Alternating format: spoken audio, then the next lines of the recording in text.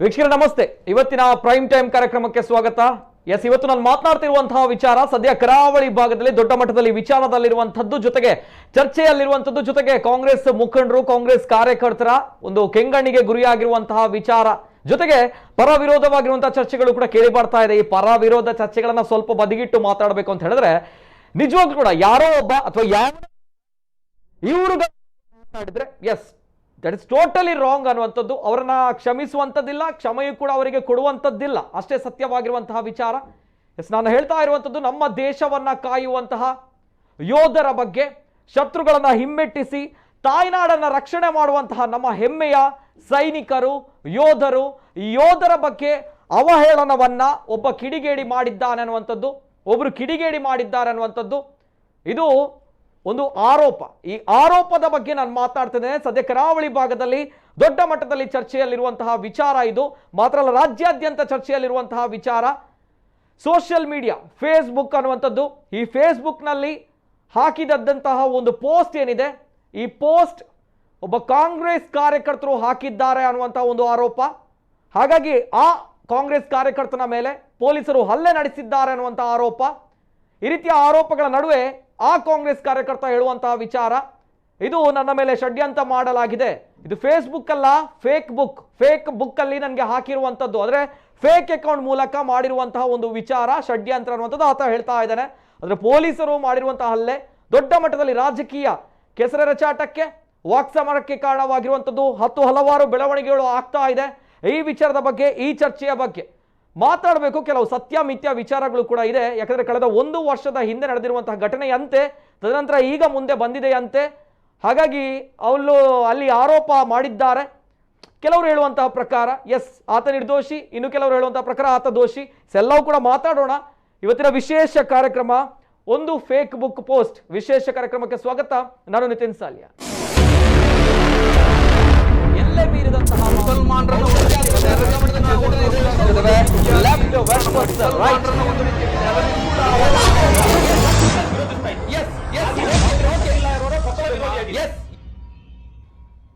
ನಮ್ಮ ದೇಶದ ಪ್ರತಿಯೊಬ್ಬ ಪ್ರಜ್ಞಾವಂತ ನಾಗರಿಕ ನಮ್ಮ ತಾಯ್ನಾಡನ್ನ ರಕ್ಷಣೆ ಮಾಡುವಂತಹ ಉನ್ನತ ಸ್ಥಾನಮಾನದಲ್ಲಿರುವಂತಹ ಯೋಧರು, ಸೈನಿಕರನ್ನ ಆ ಸ್ಥಾನಮಾನದಲ್ಲಿ ಇಟ್ಟಿರ್ತಾನೆ. ಆದರೆ ಆ ಯೋಧರ ಬಗ್ಗೆ ಅವಹೇಳನ ಮಾಡಿದ್ದಾರಾ ಅನ್ನುವಂತಹ ಪ್ರಶ್ನೆ ಬರುತ್ತೆ. ಇಂತಹ ಕೀಳು ಮಟ್ಟಕ್ಕೆ ಒಬ್ಬ ಕಾಂಗ್ರೆಸ್ ಕಾರ್ಯಕರ್ತ ಇಳಿತಾನ ಅನ್ನುವಂತಹ ಪ್ರಶ್ನೆ ಬರುತ್ತೆ. ಅಥವಾ ಆ ಒಂದು ಕಾಂಗ್ರೆಸ್ ಕಾರ್ಯಕರ್ತನನ್ನ ಹೊಂಚು ಹಾಕಿ ಆತನನ್ನ ಮೊಟಕೆಗೊಳಿಸುವಂತಹ ಕೆಲಸಗಳು ಆಗ್ತಾ ಇದೆಯಾ ಅನ್ನುವಂಥ ಪ್ರಶ್ನೆ ಕೂಡ ಬರುತ್ತೆ. ಎಲ್ಲವೂ ಕೂಡ ಮಾತಾಡಬೇಕು. ಫಸ್ಟ್ ಆಫ್ ಆಲ್ ಏನು ಈ ಘಟನೆ, ಏನಾಗಿದೆ, ಕಂಪ್ಲೀಟ್ ಡೀಟೇಲ್ಸ್ ಬರ್ತಾ ಇದೆ, ನೋಡ್ಕೊಂಬನ್ನಿ. ರಾಧಾಕೃಷ್ಣ ಸೈನಿಕರ ಬಗ್ಗೆ ಫೇಸ್ಬುಕ್ನಲ್ಲಿ ಅವಹೇಳನಕಾರಿ ಪೋಸ್ಟ್. ಕಾಂಗ್ರೆಸ್ ಕಾರ್ಯಕರ್ತ ರಾಧಾಕೃಷ್ಣ ಮೇಲೆ ಪೊಲೀಸರ ದೌರ್ಜನ್ಯ. ಕಾಂಗ್ರೆಸ್ ಕಾರ್ಯಕರ್ತ ರಾಧಾಕೃಷ್ಣ ಹಿರ್ಗಾನ ಎಂಬುವರಿಗೆ ಕಾರ್ಕಳ ನಗರ ಪೊಲೀಸ್ ಠಾಣಾ ಎಸ್ಐ ಮಧು ಹಲ್ಲೆ ನಡೆಸಿದ್ದಾಗಿ ಕಾಂಗ್ರೆಸ್ ಪಕ್ಷ ಆರೋಪ ಮಾಡಿದೆ. ಸದ್ಯ ಗಾಯಾಳು ರಾಧಾಕೃಷ್ಣ ಆಸ್ಪತ್ರೆಗೆ ದಾಖಲಾಗಿ ಚಿಕಿತ್ಸೆಯನ್ನ ಪಡೆದಿದ್ದಾರೆ. ಈ ಬಗ್ಗೆ ಉಡುಪಿ ಪೊಲೀಸ್ ಅಧೀಕ್ಷಕ ಎನ್ ವಿಷ್ಣುವರ್ಧನ್ ತನಿಖೆಗೆ ಆದೇಶಿಸಿದ್ದಾರೆ. 2020 ಆಗಸ್ಟ್ನಲ್ಲಿ ಕಾರ್ಕಳ ನಗರದ ಹಿಂದೂ ಜಾಗರಣಾ ವೇದಿಕೆ ಗುಂಡಾಜೆ ಘಟಕದ ಅಧ್ಯಕ್ಷ ಸಂದೀಪ್ ಎನ್ನುವರು ಫೇಸ್ಬುಕ್ನಲ್ಲಿ ಯೋಧರು ಹಾಗೂ ಭಾರತೀಯ ಸೇನೆಯ ಯೋಧರನ್ನ ಅವಮಾನಿಸಿದ್ದಾರೆ ಅಂತ ರಾಧಾಕೃಷ್ಣ ಅವರ ವಿರುದ್ಧ ಕಾರ್ಕಳ ನಗರ ಪೊಲೀಸ್ ಠಾಣೆಗೆ ದೂರನ್ನ ನೀಡಲಾಗಿತ್ತು.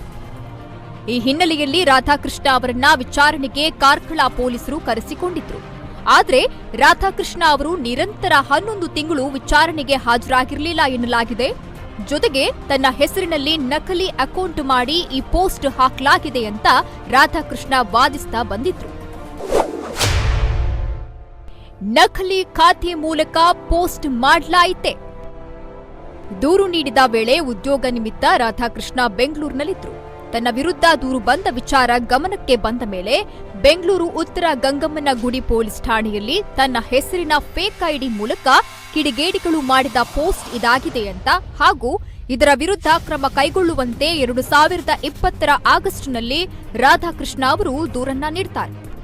ಇತ್ತೀಚೆಗೆ ಬೆಂಗಳೂರಿನಿಂದ ಊರಿಗೆ ವಾಪಸ್ಸಾಗಿದ್ದ ರಾಧಾಕೃಷ್ಣ ಅವರನ್ನ ತನಿಖೆಗೆ ಬರುವಂತೆ ಪೊಲೀಸರು ಸೂಚನೆ ಕೊಡ್ತಾರೆ. ಅದರಂತೆ ತನಿಖೆಗೆ ಹಾಜರಾದ ವೇಳೆ ಎಸ್ಐ ಮಧು ಅವರು ತನ್ನ ಮೇಲೆ ಹಲ್ಲೆ ನಡೆಸಿದ್ದಾಗಿ ರಾಧಾಕೃಷ್ಣ ದೂರಿದ್ದಾರೆ. ವರ್ಷದಷ್ಟು ಹಳೆಯ ಪೋಸ್ಟಿಗೆ ಮತ್ತೆ ಠಾಣೆಗೆ ಕರೆಸಿಕೊಂಡು ಹಲ್ಲೆ ನಡೆಸಿದ್ದಾಗಿ ಆರೋಪ ಮಾಡ್ತಾರೆ. ಸಿದ್ದರಾಮಯ್ಯ ಟ್ವೀಟ್ ಮೂಲಕ ತನಿಖೆಗೆ ಆಗ್ರಹ. 2 ಬಾರಿ ಹೃದಯಾಘಾತವಾಗಿ ಸ್ಟಂಟ್ ಅಳವಡಿಸಿದ್ರು.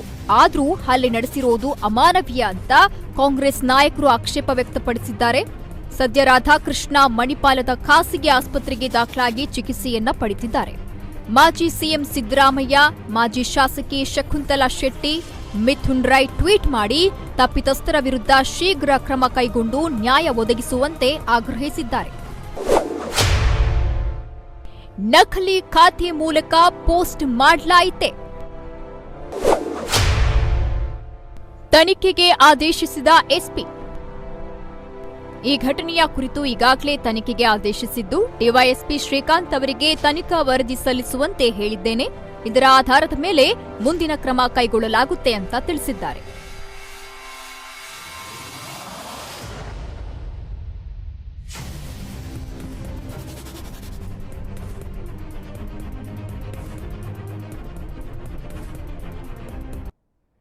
ಇದು ಸದ್ಯ ಫೇಸ್ಬುಕ್ನಲ್ಲಿ ಯೋಧರನ್ನ ಅವಹೇಳನ ಮಾಡಿರುವಂತಹ ಒಂದು ಪೋಸ್ಟ್ 2020 ಅಂದ್ರೆ ಕಳೆದ ವರ್ಷ ಹಾಕಿರುವಂತಹ ಪೋಸ್ಟ್ ಈಗ ದೊಡ್ಡ ಮಟ್ಟದಲ್ಲಿ ಸದ್ದು ಸುದ್ದಿ ಮಾಡ್ತಾ ಇದೆ. ವ್ಯಾಪಕವಾಗಿರುವಂತಹ ಆಕ್ರೋಶಕ್ಕೆ, ಖಂಡನೆಗೆ ಕಾರಣವಾಗಿರುವಂಥದ್ದು ಯೋಧರ ಬಗ್ಗೆ ಆತ ಬರೆದಿದ್ದಾನೆ ಅನ್ನುವಂಥದ್ದು.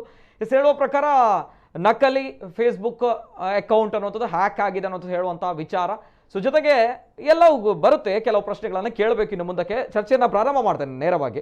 ಗಣ್ಯ ವ್ಯಕ್ತಿಗಳಿದ್ದಾರೆ ಇವತ್ತಿನ ಕಾರ್ಯಕ್ರಮದಲ್ಲಿ. ಅತಿಥಿಗಳು ಬಿಜೆಪಿ ವಕ್ತಾರರು ಜಗದೀಶ್ ಶೆಣವರು. ಆತ್ಮೀಯವಾಗಿರುವಂತಹ ಸ್ವಾಗತ ಸರ್ ತಮಗೆ. ನಮಸ್ತೆ ಸರ್.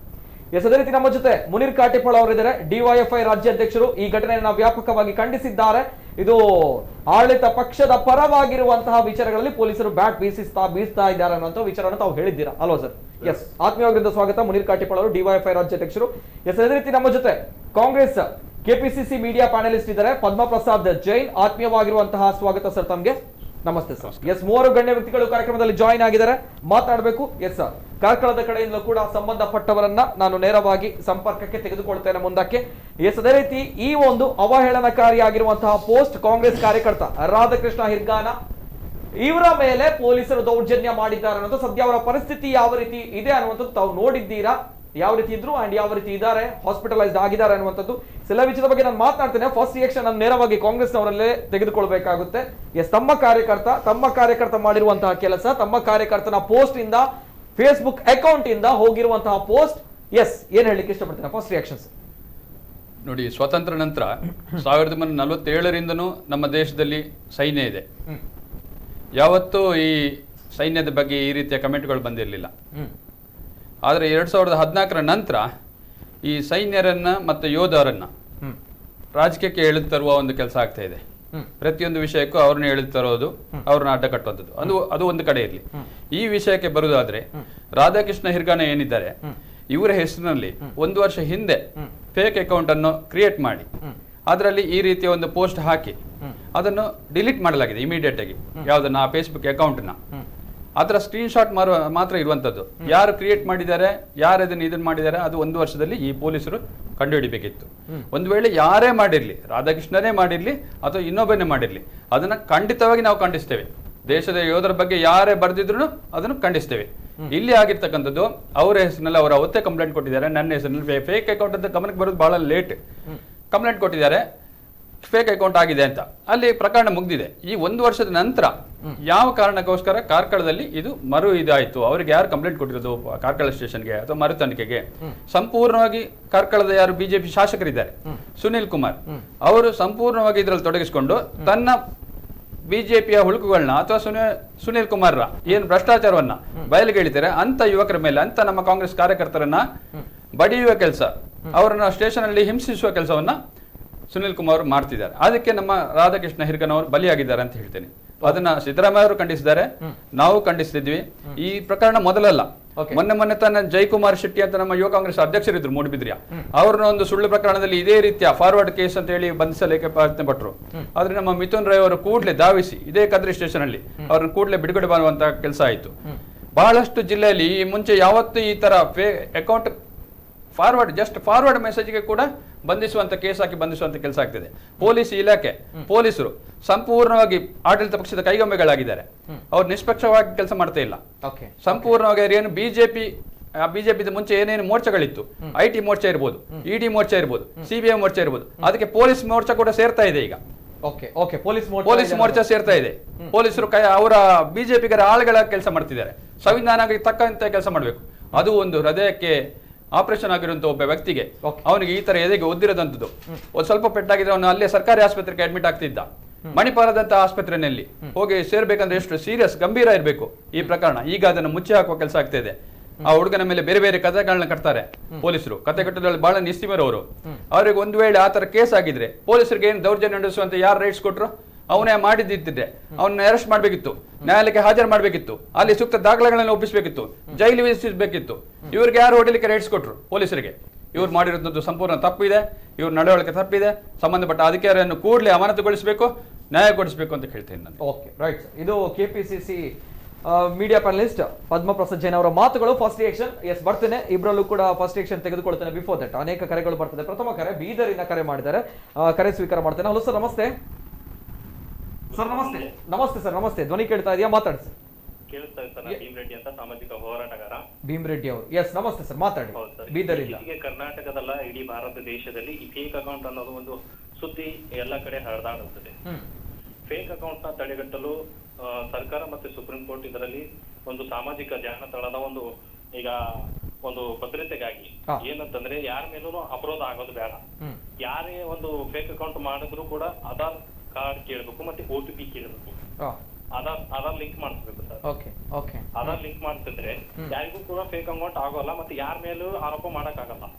ಯಾರ ಆಧಾರ್ ಕಾರ್ಡ್ ಲಿಂಕ್ ಇರುತ್ತೆ ಆ ಆಧಾರ್ ಕಾರ್ಡ್ ಮೂಲಕ ಆಧಾರ್ ಕಾರ್ಡ್ ಏನ್ ಹೆಸರು ಇರುತ್ತೆ ಅದೇ ಹೆಸರನ್ನ ಫೇಸ್ಬುಕ್ ಅಕೌಂಟ್ ಮತ್ತೆ ಇನ್ಸ್ಟಾಗ್ರಾಮ್ ಮತ್ತೆ ಇದು ಟ್ವಿಟರ್ ಎಲ್ಲ ಏನಿದೆ ಅಲ್ಲ ಅದೇ ಹೆಸರಲ್ಲಿ ಆಧಾರ್ ಅಕೌಂಟ್ಗಳು ಆಗ್ಬೇಕು ಸಾಮಾಜಿಕ ಜಾಲತಾಣದಲ್ಲಿ. ಇದು ಏನ್ ಆರೋಪ ಪ್ರತಿ ಆರೋಪ ಇದೆ ಮತ್ತೆ ಹಲ್ಲೆ ಮಾಡೋದು ಇದು ಮಾಡೋದು ಯಾರ ಮೇಲೂ ಕೂಡ ಗೂಬೆ ಕೂಡ್ಸೋದು ಆಗ್ಬಾರ್ದು. ಯಾಕೆಂತಂದ್ರೆ ಈಗ ನೋಡಿ ಕಾಂಗ್ರೆಸ್ ಪರನೇ ಮಾತಾಡುತ್ತೆ, ಬಿಜೆಪಿ ಪರನೇ ಮಾತಾಡುತ್ತೆ. ನನ್ನ ಮನಸ್ಸೇ ಸ್ವಚ್ಛ ಅನ್ನತಾರೆ. ಆದ್ರೆ ಇಲ್ಲಿ ಎಲ್ಲರ ಮನಸ್ಸು ಸ್ವಚ್ಛ ಇಲ್ಲ. ಸ್ವಚ್ಛ ಇದ್ದಿದ್ರೆ ಈ ರೀತಿ ಕಿತ್ತಾಡೋದು ಆಗ್ತಿರ್ಲಿಲ್ಲ ಇವತ್ತು ಸಾಮಾಜಿಕ ಜಾಲತಾಣದಲ್ಲಿ. ಯಾಕೆಂದ್ರೆ ಇದು ಒಂದು ಯಾರೇ ಪಾಪ ಈಗ ನೋಡಿ ಎಷ್ಟೋ ಮಹಿಳೆಯರಿಗೆ ಸಾಮಾಜಿಕ ಜಾಲತಾಣ ಎಷ್ಟೋ ಮಹಿಳೆಯರಿಗೆ ಕೂಡ ಅನ್ಯಾಯ ಆಗ್ತದೆ. ಅವಹೇಳಕ ಪೋಸ್ಟ್ ಗಳು ಹಾಕ್ತಾರೆ. ಆದ್ರೆ ಅವ್ರ ಲಂಚ ಕೇಳಿದ್ರು ಇವ್ರ ಅಕೌಂಟ್ ಒಳ್ಳೆ ವ್ಯಕ್ತಿನ ಹೆಸರನ್ನು ಖರಾಬ್ ಆಗ್ತದೆ. Right sir, thank you. Yes ಬೀದರಿಂದ ಭೀಮ್ ರೆಡ್ಡಿ ಅವರ ಮಾತುಗಳು. Yes first action Munir Katipadu. ನೋಡಿ, ಈ ಪ್ರಕರಣ ಬಹಳ ಸ್ಪಷ್ಟ. ಇದರಲ್ಲಿ ಕಾರ್ಕಳದ ಶಾಸಕರಾಗಿರುವಂತಹ ಸುನಿಲ್ ಕುಮಾರ್ ಅವರ ಚಿತಾವಣೆ ಇದೆ. ನಾನು ಈ ರಾಧಾಕೃಷ್ಣ ಹಿರ್ಗಾಣ ಅವರನ್ನ ಸೋಷಿಯಲ್ ಮೀಡಿಯಾದಲ್ಲಿ ಒಂದಿಷ್ಟು ಗಮನಿಸಿದ್ದೀರಾ? ಜನರು ಕೇಳಬಹುದು, ಎಸ್ ಇದು ಕಾಂಗ್ರೆಸ್ ಕಾರ್ಯಕರ್ತರ ವಿಚಾರ ಅಂಡ್ ಮುನೀರ್ ಅವರು ಧ್ವನಿ ಎತ್ತಿದ್ದಾರೆ ವೈ ಅನ್ನೋ ಪ್ರಶ್ನೆ ಕೂಡ ಬರುತ್ತೆ. Yes right. ಯಾರ ಮೇಲೆ ದೌರ್ಜನ್ಯ ಆದ್ರೂ ಕೂಡ ನಾವು ಮಾತಾಡ್ತೀವಿ. ನಮ್ಗೆ ಅದು ಪಕ್ಷದ ಯಾವುದೋ ಒಂದು ಪಕ್ಷಕ್ಕೆ ಸಂಬಂಧಪಟ್ಟವರು ಅಂದ ತಕ್ಷಣ ನಾವು ಯಾರು ಮಾತಾಡಬಾರ್ದು ಅಂತಲ್ಲ. ನಾಳೆ ಯಾರಿಗೂ ಕೂಡ ಇಂಥ ದೌರ್ಜನ್ಯಗಳಾಗುವ ಸಾಧ್ಯತೆ ಇದೆ. ಇದರಿಂದಾಗಿ ನಾವು ಒಬ್ಬ ಜಾಗೃತಕ ನಾಗರಿಕರಾಗಿ ಒಂದು ಸಂಘಟನೆಯ ಜವಾಬ್ದಾರಿತ ಸ್ಥಾನದಲ್ಲಿದ್ದು ಇಂಥ ಪ್ರಕರಣಗಳಾದಾಗ ನಾವು ನಮ್ಮ ಇತಿಮಿತಿಯಲ್ಲಿ ನಾವು ಧ್ವನಿ ಎತ್ತೀವಿ. ಇಲ್ಲಿ ಯಾಕೆ ನಾನು ಈ ಮಾತನ್ನು ಶಾಸಕ ಸುನಿಲ್ ಕುಮಾರ್ ಅವರ ಚಿತಾವಣೆ ಇದೆ, ಪಿತೂರಿ ಇದೆ ಅಂತ ಹೇಳಲಿಕ್ಕೆ ಬಯಸ್ತೇನೆ ಅಂದ್ರೆ, ಇತ್ತೀಚಿನ ದಿನಗಳಲ್ಲಿ ಅವರು ಊರಲ್ಲೇ ಮೊದಲು ಬೆಂಗಳೂರಲ್ಲಿ ಇದ್ರು. ಇದು ಬೆಂಗಳೂರಿನಲ್ಲಿ ಇದ್ದಾಗ ಆದಂತ ಘಟನೆ. ಇವರು ಈಗ ಊರಲ್ಲೇ ಇದ್ದು ಏನೋ ಟೆಂಪೋ ಓಡಿಸ್ತಾ ಜೀವನ ನಡೆಸ್ತಾ ಇದ್ದಾರೆ. ಇವರು ಅಲ್ಲಿ ಕೆಲವು ಯುವಕರು, ಕಾರ್ಕಳ ವಿಧಾನಸಭಾ ಕ್ಷೇತ್ರದ ಕೆಲವು ಯುವಕರು, ಕಾಂಗ್ರೆಸ್ ಬೆಂಬಲಿಗರು ಅಥವಾ ಕಾರ್ಯಕರ್ತರು ಸತತವಾಗಿ ಶಾಸಕ ಸುನಿಲ್ ಕುಮಾರ್ ಅವರನ್ನ ಟಾರ್ಗೆಟ್ ಮಾಡಿಕೊಂಡು ಅವರ ತಪ್ಪುಗಳನ್ನು ಎತ್ತಿ ತೋರಿಸುವಂತ ಕೆಲಸವನ್ನು ಸಾಮಾಜಿಕ ಜಾಲತಾಣದಲ್ಲಿ ಮಾಡ್ತಾ ಇದ್ದಾರೆ. ಕಾಂಗ್ರೆಸ್ ಬೆಂಬಲಿಗರು ಕಾರ್ಯಕರ್ತರು ಮಾಡ್ತಾ ಇದ್ದಾರೆ. ಅದರಲ್ಲಿ ಇವರು ಕೂಡ ಪ್ರಧಾನ, ಈ ರಾಧಾಕೃಷ್ಣ ಕೂಡ. ಅದಕ್ಕಾಗಿ ಅವರನ್ನ ಬಾಯಿ ಮುಚ್ಚಿಸ್ಲಿಕ್ಕಾಗಿ ಈ ಪ್ರಕರಣವನ್ನು ಅವರು ಹಣಿದಿದ್ದಾರೆ ಅಂತ ನನ್ನ ಒಂದು ಸ್ಪಷ್ಟವಾದಂತ ಅಭಿಪ್ರಾಯ. ಯಾಕೆಂತ ಕೇಳಿದ್ರೆ ಇದು ನಡೆದಿರೋದು ಆಗಸ್ಟ್ 24, 2020ರಲ್ಲಿ ಈ ಫೇಕ್ ಅಕೌಂಟ್ ಅಲ್ಲಿ ಪೋಸ್ಟ್ ಆಗಿರೋದು ಆಗಸ್ಟ್ 24, 2020ರಲ್ಲಿ. ಅದಾಗಿ 25ನೇ ತಾರೀಕು, ಇದಾಗಿ 24ನೇ ತಾರೀಕು ಇದು ಪೋಸ್ಟ್ ಆಗಿ 3 ನಿಮಿಷದಲ್ಲಿ ಆ ಪೋಸ್ಟ್ ಸ್ಕ್ರೀನ್ ಶಾಟ್ ಹರಿದಾಡ್ಲಿಕ್ಕೆ ಶುರುವಾಗಿದೆ. ಅಷ್ಟು ಫಾಸ್ಟ್ ಆಗಿ. ಅಂದ್ರೆ ಒಂದು ಪಿತೂರಿ ಇತ್ತು ಅದರಲ್ಲಿ. ಅವರು ಅಲ್ಲಿ ಇದ್ದು ಕೂಡ, ಬೆಂಗಳೂರಲ್ಲಿ ಇದ್ದು ಕೂಡ ಬಿಜೆಪಿಯನ್ನ, ಕಾರ್ಕಳದ ಶಾಸಕರನ್ನ ವಿಮರ್ಶಿಸುವಂತ ಕೆಲಸವನ್ನ ಮಾಡ್ತಾ ಇದ್ರು. ಅದರಿಂದ ಇದು ಕ್ರಿಯೇಟ್ ಆಗಿ ಇದರ ಸ್ಕ್ರೀನ್ ಶಾಟ್ ಹರಿದಾಡ್ಲಿಕ್ಕೆ ಶುರು ಆಯ್ತು. 25ನೇ ತಾರೀಕು ನೆಕ್ಸ್ಟ್ ಡೇ ಫಸ್ಟ್ ಕಂಪ್ಲೇಂಟ್ ಮಾಡಿದ್ದು ಇವರೇ ಪೊಲೀಸ್ ಠಾಣೆಯಲ್ಲಿ, ಗಂಗಮ್ಮನಗುಡಿ ಸೈಬರ್ ಠಾಣೆಯಲ್ಲಿ ಅವರು ದೂರು ದಾಖಲು ಮಾಡ್ತಾರೆ. ರಾಧಾಕೃಷ್ಣ ಹಿರ್ಗಾಣ ಫಸ್ಟ್ ಕಂಪ್ಲೇಂಟೆಂಟ್ ಅವರೇ. ಇದು ನನ್ನ ಹೆಸರಿನಲ್ಲಿ ಒಂದು ಫೇಕ್ ಐಡಿ ಕ್ರಿಯೇಟ್ ಆಗಿದೆ ಮತ್ತೆ ಈ ರೀತಿ ಪೋಸ್ಟ್ ಮಾಡಿದ್ದಾರೆ, ಇದನ್ನ ತನಿಖೆ ಒಳಪಡಿಸಬೇಕು, ತಪ್ಪಿತಸ್ಥರ ಮೇಲೆ ಕ್ರಮ ಕೈಗೊಳ್ಳಬೇಕು ಅಂತ ಅವರು ದೂರು ಕೊಟ್ಟಿದ್ದಾರೆ. ಆ ದೂರಿನ ಮೇಲೆ ತನಿಖೆಗಳು ನಡೆದಿದೆ, ಇವರನ್ನು ಕೂಡ ವಿಚಾರಣೆ ಕರೆದಿದ್ದಾರೆ. ಪೊಲೀಸರು ನವೆಂಬರ್ ತಿಂಗಳಲ್ಲೇನೋ ಮತ್ತೆ ಇವರನ್ನ ಕರೆದು ನೀವು ಒಂದು ಕಂಪ್ಲೇಂಟ್ ಕೊಡಿ ಅಂತ ಹೇಳಿದ್ದಾರೆ, ಮತ್ತೆ ಕೂಡ ಅವರು ಕಂಪ್ಲೇಂಟ್ ಕೊಟ್ಟಿದ್ದಾರೆ. ಆದ್ರೆ ಅದು ಇಷ್ಟರವರೆಗೆ ಪ್ರಕರಣ ಪತ್ತೆ ಆಗ್ಲಿಲ್ಲ. ಅದೇ ಸಂದರ್ಭದಲ್ಲಿ ಕಾರ್ಕಳ ಠಾಣೆಯಲ್ಲಿಯೂ ಕೂಡ ಒಂದು ನಗರ ಠಾಣೆಯಲ್ಲಿ ಒಂದು ದೂರು ದಾಖಲಾಗ್ತದೆ ಇಂಥದ್ದೊಂದು ಆಗಿದೆ ಅಂತ. ಆದ್ರೆ ಅದನ್ನು ತಕ್ಷಣಕ್ಕೆ ಸೈಬರ್ ಠಾಣೆಗೆ ವರ್ಗಾವಣೆ ಮಾಡಬೇಕಿತ್ತು. ಆದ್ರೆ ಕಾರ್ಕಳ ಠಾಣೆಯಲ್ಲಿ ಆ ಕಂಪ್ಲೇಂಟ್ ಪೆಂಡಿಂಗ್ ಇರ್ತದೆ. ಪೆಂಡಿಂಗ್ ಇದ್ದದನ್ನ ಈಗ ಅವರು ಊರಿಗೆ ಬಂದು ಸೆಟ್ಲ್ ಆದ್ಮೇಲೆ ಇತ್ತೀಚೆಗೆ ಅಂದ್ರೆ ಏಪ್ರಿಲ್ ತಿಂಗಳಲ್ಲಿ ಮತ್ತೆ ಪೊಲೀಸರವರಿಗೆ ಒಂದು ನೋಟಿಸ್ ಕಳಿಸ್ತಾರೆ 2021 ಏಪ್ರಿಲ್ ಅಲ್ಲಿ. ಅಂದ್ರೆ ಅವರು ಅದಕ್ಕಿಂತ ಮುಂಚೆನೆ ಈ ವರ್ಷ ಕಳೆದ ವರ್ಷ ಕೊನೆಯಿಂದಲೇ ಊರಲ್ಲೇ ಇದ್ದಾರೆ. ಊರಲ್ಲೇನಂದ್ರೆ ಕಾಡಲ್ಲೋ ಎಲ್ಲೋ ಪಶ್ಚಿಮ ಘಟ್ಟದಲ್ಲಿರೋದಲ್ಲ, ಕಾರ್ಕಳ ನಗರ ಠಾಣೆಯ ವ್ಯಾಪ್ತಿಯಲ್ಲೇ ಅವರು ವಾಸ ಇದ್ದಾರೆ. ಹಿರ್ಗಾಣದಲ್ಲಿ ಒಂದು 3 ಕಿಲೋಮೀಟರ್ ಠಾಣೆಯ ಲಿಮಿಟೇಷನ್ ಅಲ್ಲಿ ಇದ್ದಾರೆ. ಅವರನ್ನ ಯಾವಾಗ ಬೇಕಾದ್ರೂ ಇವರು ಪೊಲೀಸರು ವಶಕ್ಕೆ ಪಡ್ಕೊಂಡು ತನಿಖೆ ಮಾಡಬಹುದಿತ್ತು ಅವರ ಮೇಲೆ ಅಂತದ್ದೇನಾದ್ರೂ ಇದ್ರೆ. ಆದ್ರೆ ಮೊನ್ನೆ ಇತ್ತೀಚೆಗೆ ಏಪ್ರಿಲ್ ತಿಂಗಳಲ್ಲಿ ಇವರಿಗೆ ನೋಟಿಸ್ ಕೊಟ್ಟು ಠಾಣೆಗೆ ಬರ್ಬೇಕು ಅಂತ ಹೇಳ್ತಾರೆ. ಆಮೇಲೆ ಅವರು ಪೊಲೀಸರು ಕರೆದಾಗಲೆಲ್ಲ ಪೊಲೀಸ್ ಠಾಣೆಗೆ ಹೋಗ್ತಾ ಇದ್ದಾರೆ, ಕಲಿಕೆಗಳನ್ನು ಕೊಟ್ಟಿದ್ದಾರೆ. ಅವರ ಸ್ಟೇಟ್ಮೆಂಟ್ಗಳು ಕೂಡ ಲಭ್ಯ ಇದೆ, ಠಾಣೆಯಲ್ಲಿ ಕೊಟ್ಟಿರೋದು ಲಭ್ಯ ಇದೆ. ಈ ಬಾರಿ ಅವರನ್ನ ಉದ್ದೇಶಪೂರ್ವಕವಾಗಿ ಮತ್ತೆ ಕರೆಸಿ ಬಿಜೆಪಿಯ ದೂರುದಾರರನ್ನು ಕೂಡ ಕರೆಸಿ ಅವರ ಮುಂದೆನೆ ಇದನ್ನು ಹಲ್ಲೆ ನಡೆಸಿದ್ದಾರೆ. ಅದಕ್ಕೆ ನನ್ನ ಕಾರಣ ಇತ್ತೀಚಿನ ದಿನಗಳಲ್ಲಿ ಕಾರ್ಕಳದಲ್ಲಿ ಸುನಿಲ್ ಕುಮಾರ್ ಅವರ ಜನಪ್ರಿಯತೆ ಕುಗ್ತಾ ಇದೆ. ಅವರ ತಪ್ಪುಗಳ ಬಗ್ಗೆ ಜನ ಪ್ರಶ್ನೆ ಮಾಡ್ತಾ ಇದ್ದಾರೆ, ಬೇರೆ ಬೇರೆ ಕಾರಣ ಗೊತ್ತಿರ್ಬೋದು. ಆ ಕಾರಣಗಳ ಬಗ್ಗೆ ನಾನು ಮಾತಾಡ್ಲಿಕ್ಕೆ ಹೋಗೋದಿಲ್ಲ. ಅದರಿಂದಾಗಿ ಆ ರೀತಿಯಲ್ಲಿ ಮಾತಾಡ್ತಾ ಇರುವಂತಹ ಹೊಸ ಪೀಳಿಗೆಯ ಏನು ಸಾಮಾಜಿಕ ಜಾಲತಾಣದಲ್ಲಿ ಬಿಜೆಪಿ ಮತ್ತು ಬಿಜೆಪಿ ಶಾಸಕರ ವಿರುದ್ಧ ಮಾತಾಡ್ತಾ ಇದ್ದಾರಲ್ಲ, ಅವ್ರನ್ನ ಬಾಯಿ ಮುಚ್ಚಿಸ್ಲಿಕ್ಕಾಗಿ ಈ ಪ್ರಕರಣವನ್ನು ನೆಪವಾಗಿಟ್ಕೊಂಡು ಅವರ ಮೇಲೆ ಈ ರೀತಿಯಾದಂತಹ ಒಂದು ಹಲ್ಲೆ ನಡೆದಿದೆ, ಇದರ ಹಿಂದೆ ಶಾಸಕರಿದ್ದಾರೆ ಅನ್ನುವಂಥದ್ದು ನನ್ನ ಪ್ರಬಲವಾದಂತ ಆರೋಪ. ಓಕೆ ದಟ್ಸ್ ವೈ ತಾವು ಧ್ವನಿ ಎತ್ತಿದ್ದೀರಾ. ತಮ್ಮ ಪಕ್ಷದ ಕಾರ್ಯಕರ್ತ ಅಲ್ಲ, ಆದ್ರೂ ಕೂಡ ತಾವು ಧ್ವನಿ ಎತ್ತಿದ್ದೀರಾ ಆ ಒಂದು ಕಾರಣಕ್ಕೆ. ಆಡಳಿತ ಪಕ್ಷ ಪೊಲೀಸರನ್ನ ಬಳಸ್ಕೊಂಡು ಈ ರೀತಿಯಾಗಿ ದಮನ ಮಾಡ್ಲಿಕ್ಕೆ ಹೊರಟಾಗ ನಾವು ಅದನ್ನು ಮಾಡ್ಲೇಬೇಕಾಗ್ತದೆ, ಯಾರ ಮೇಲಾದ್ರೂ ಮಾಡ್ಲೇಬೇಕು. ಯಾಕಂದ್ರೆ ಮಾಡಿರುವಂತ ಆರೋಪ ಸಣ್ಣದಲ್ಲ. ಒಬ್ಬ ಶಾಸಕರಾಗಿ ದೇಶದ್ರೋಹದ ಪ್ರಕರಣ ಯಾರಾದ್ರೂ ಒಬ್ರು ಅದನ್ನ ನೋಡಿದ್ರೆ, ಸ್ಕ್ರೀನ್ ಶಾಟ್ ನೋಡಿದ್ರೆ ಎಂತ ಒಬ್ಬನ ರಕ್ತ ಕುಪಿತ ಆಗ್ತದೆ, ರಕ್ತ ಕುದೀತದೆ. ಯಾರಾದ್ರೂ ಒಬ್ಬ ಈಗಿನ ಹೊಸ ತುಂಬಾ ಎಮೋಷನಲ್ ಆದ ಹುಡುಗರು ಇದ್ರ ಹಿಂದಿನ ಕಥೆಗಳೆಲ್ಲ ಫೇಕ್ ಐಡಿ ಅದು ಇದು ಗೊತ್ತಿಲ್ಲದೆ ರಾಧಾಕೃಷ್ಣರ ಪ್ರಾಣಕ್ಕೆ ಹಾನಿ ಮಾಡಿದ್ರೆ ಬಂದು ದೇಶ ಅಂದ್ರೆ ಸೈನ್ಯ ಅಂದ್ರೆ ಕುದಿಯುವಂತ ಜನಸಮೂಹ ಇದೆ ದೇಶದಲ್ಲಿ ಅಲ್ವಾ. ನಮ್ಗೆ ಈಗ ಪ್ರಾಯ ಏರಿದವರಿಗೆ ರಕ್ತ ಬಿಸಿ ಆಗ್ತದೆ ನಮ್ಮ ದೇಶದ ಬಗ್ಗೆ ನಮ್ಮ ಸೈನ್ಯದ ಬಗ್ಗೆ ಮಾತಾಡಿದಾಗ. ಯಾರಾದ್ರೂ ಆತನ ಜೀವಕ್ಕೆ ಅಪಾಯ ಮಾಡಿದ್ರೆ ಯಾರ ಗತಿ? ಮತ್ತೆ ಇನ್ನೊಂದು, ಇಷ್ಟೆಲ್ಲ ಗೊತ್ತಿದ್ದು ಕೂಡ ಇವರ ಪೊಲೀಸರಿಗೆ 1 ವರ್ಷದಿಂದ ಯಾಕೆ ತನಿಖೆ ಮಾಡ್ಲಿಕ್ಕೆ ಆಗ್ಲಿಲ್ಲ? ನಾನು ಇಂಥದ್ದೇ ಇನ್ನೊಂದು ಪ್ರಕರಣವನ್ನು ಇಲ್ಲಿ ಉಲ್ಲೇಖಿಸ್ತೀನಿ, ಈಗಲೇ ಅಥವಾ ನೆಕ್ಸ್ಟ್ ನಾನು ಮಾತಾಡೋಕೆ ಹೇಳ್ತೀನಿ. ಇಂಥದ್ದೇ ಒಂದು ಪ್ರಕರಣ ಈಗ ನಾನು ಹೇಳಿಕ್ ಬಯಸಿರೋದು, ಒಂದು ಕಳೆದ ಆಗಸ್ಟ್ ನಲ್ಲಿ ಆಗಿರೋದು ಇಷ್ಟರವರೆಗೆ ಯಾಕೆ ಈ ಪ್ರಕರಣ ತನಿಖೆ ಆಗ್ಲಿಲ್ಲ, ಈಗಲೂ ಕೂಡ ಯಾಕೆ ಮಾಡ್ಲಿಲ್ಲ? ಮೊನ್ನೆ ಕೂಡ ಅವರನ್ನ ಪೊಲೀಸ್ ಠಾಣೆ ಕರೆಸಿದ್ರಲ್ಲ, ಕರೆಸಿ ಅವರ ಮೇಲೆ ಹಲ್ಲೆ ಮಾಡಿದ್ಮೇಲೆ ಹಲ್ಲೆ ಮಾಡ್ಲಿಲ್ಲ ಅಂತ ಇಟ್ಕೊಳ್ಳೋಣ, ಅವರನ್ನ ಯಾಕೆ ಇವರು ಲಾಕಪ್ಗೆ ಹಾಕ್ಲಿಲ್ಲ? ಕೋರ್ಟ್ ಪ್ರೊಡ್ಯೂಸ್ ಮಾಡಬಹುದಿತ್ತಲ್ಲ, ಯಾಕೆ ಮತ್ತೆ ವಾಪಸ್ ಕಳಿಸಿದ್ರು? ಈಗ ಅದಾಗಿ ಅವರಿಗೆ ಹಲ್ಲೆ ಆಗಿ 24 ಗಂಟೆ ನಂತರ ಅಲ್ಲಿಯ ಸಬ್ ಇನ್ಸ್ಪೆಕ್ಟರ್ ಠಾಣಾಧಿಕಾರಿ ಒಂದು FIR ಮಾಡಿದ್ದಾರೆ ರಾಧಾಕೃಷ್ಣನ ಮೇಲೆ. ಘಟನೆ ಮೊನ್ನೆ ಆಗಿದೆ, 24 ಗಂಟೆ ನಂತರ. ಏನು, ಅವರು ನನ್ನ ಕರ್ತವ್ಯಕ್ಕೆ ಅಡ್ಡಿಪಡಿಸಿದ್ದಾರೆ ಠಾಣೆಗೆ ಬಂದು ಅಂತ, ಠಾಣೆಗೆ ವಿಚಾರಣೆ ಕರೆದಾಗ ಬಂದು ನನ್ನ ಕರ್ತವ್ಯಕ್ಕೆ ಅಡ್ಡಿಪಡಿಸಿದ್ದಾರೆ ಅಂತ ಅವರ ಮೇಲೆ FIR ಆಗಿದೆ. ಯಾರಾದ್ರೂ ಒಬ್ಬ ಬಡಪಾಯಿ ಪೊಲೀಸ್ ಠಾಣೆಗೆ ಹೋಗ್ಲಿಕ್ಕೆ ತಡ ಆಗೋದು ಸಹಜ. ಆತನ ಮೇಲೆ ಹಲ್ಲೆ ಆದ್ರೆ ಆತ ದೂರು ದಾಖಲಿಸಲಿಕ್ಕೆ ದಿನಗಟ್ಟಲೆ ತೆಗೆಯುವಂತ ಸಾಧ್ಯತೆ ಇರ್ತದೆ ಬಡಪಾಯಿಗಳಿಗೆ. ಆದ್ರೆ ಪೊಲೀಸ್ ಠಾಣೆಯಲ್ಲಿ ಆಗಿದೆ, ಪೊಲೀಸ್ ಠಾಣಾಧಿಕಾರಿ 24 ಗಂಟೆಗಳ ನಂತರ ಇದೇ ರಾಧಾಕೃಷ್ಣ ಹಿರ್ಗಾಂಡ್ರ ಮೇಲೆ ನಿನ್ನೆ FIR ಮಾಡ್ತಾರೆ, ನನ್ನ ಕರ್ತವ್ಯಕ್ಕೆ ಅಡ್ಡಿ ಅಂತ. ಹಾಗಾದ್ರೆ ಇದೊಂದು ಸ್ಕ್ರಿಪ್ಟೆಡ್ ಅಂತ ಅನಿಸಲ್ವ ನಿಮ್ಗೆ? ಇಲ್ಲಿ ಇರುವಂತದ್ದು ಇದೊಂದು ಪಿತೂರಿ ಇದೆ. ಮತ್ತೆ ಆತನ ಮೇಲೆ ನಿನ್ನೆ ಶಾಸಕ ಈ ಘಟನೆ ಬಹಿರಂಗ ಆಗಿ ಸಿದ್ದರಾಮಯ್ಯ ಎಲ್ಲ ಮಾತಾಡಿದ ಮೇಲೆ ಶಾಸಕರಾದ ಸುನಿಲ್ ಕುಮಾರ್ ಅವರು ಹಳೆ ಸ್ಕ್ರೀನ್ ಶಾಟ್ ಇಟ್ಟು ಟ್ವೀಟ್ ಮಾಡ್ತಾರೆ, ಸೋಷಿಯಲ್ ಮೀಡಿಯಾದಲ್ಲಿ ಫೇಸ್ಬುಕ್ ಅಲ್ಲಿ ಬರೀತಾರೆ. ಅವ್ರಿಗೆ ಗೊತ್ತಿದೆಯಲ್ಲ ಇದು ತನಿಖೆ ಮುಗ್ದಿಲ್ಲ ಅಂತ. ತನಿಖೆ ಮುಗಿಯೋ ಮೊದಲೇ ಇಂಥ ದೇಶದ್ರೋಹ ಇಂಥ ಒಬ್ಬನ ಬ್ರಾಂಡ್ ಮಾಡೋದನ್ನ ಹೆಂಗೆ ಸಹಿಸ್ಲಿಕ್ಕಾಗತ್ತೆ? ಒಬ್ಬ ಶಾಸಕರು ಒಂದು ಜನಪ್ರತಿನಿಧಿ ಈ ರೀತಿ ಮಾಡಬಹುದಾ ಅನ್ನುವಂತ ನಮ್ಮ ಪ್ರಶ್ನೆ. ಅದಕ್ಕಾಗಿ ನಾವು ಧ್ವನಿ ಎತ್ತಿದೀವಿ. ಇದು ನಾಳೆ ಯಾರ ಮೇಲೆ ಬೇಕಾದ್ರೂ ಆಗ್ಬೋದು, ಅದಕ್ಕೆ ಧ್ವನಿ ಎತ್ತಿ. ಇದು ಮುನೀರ್ ಕಾಟಿಪಾಳ್ ಅವರ ಮಾತುಗಳು. ಎಸ್, ಬರ್ತೇನೆ. ಬಿಫೋರ್ ದಟ್ ಬಿಜೆಪಿ ವಕ್ತಾರರು ಅವ್ರ ಜೊತೆ ರಿಯಾಕ್ಷನ್ ತೆಗೆದುಕೊಳ್ಬೇಕು. ಬಿಫೋರ್ ದಟ್ ಇನ್ನೊಂದು ಕರೆ ಇದೆ. ಹಲೋ ಸರ್, ನಮಸ್ತೆ. ನಮಸ್ತೆ ಸರ್, ನಮಸ್ತೆ. ತಮ್ಮ ಹೆಸರು ಎಲ್ಲಿಂದ ಕರೆ ಮಾಡ್ತಾ ಇದ್ದೀರಾ? ದೀಪಕ್ ಕಾಮತ್ ಅಂತ ಹೇಳಿ. ಮಾತಾಡಿ ಸರ್. ಈಗ ಸಾಮಾಜಿಕ ಜಾಲತಾಣದಲ್ಲಿ ಬಂದಂತಹ ಈ ವಿಚಾರಗಳು ನಮಗೆ ಕೆಲವು ಇದರ ಹಿಂದೆ ನಡೆದ ಕೆಲವು ಘಟನೆಗಳು ಬಗ್ಗೆ ನಮ್ಗೆ ಸಹ ಗೊತ್ತಿರ್ಬೇಕು.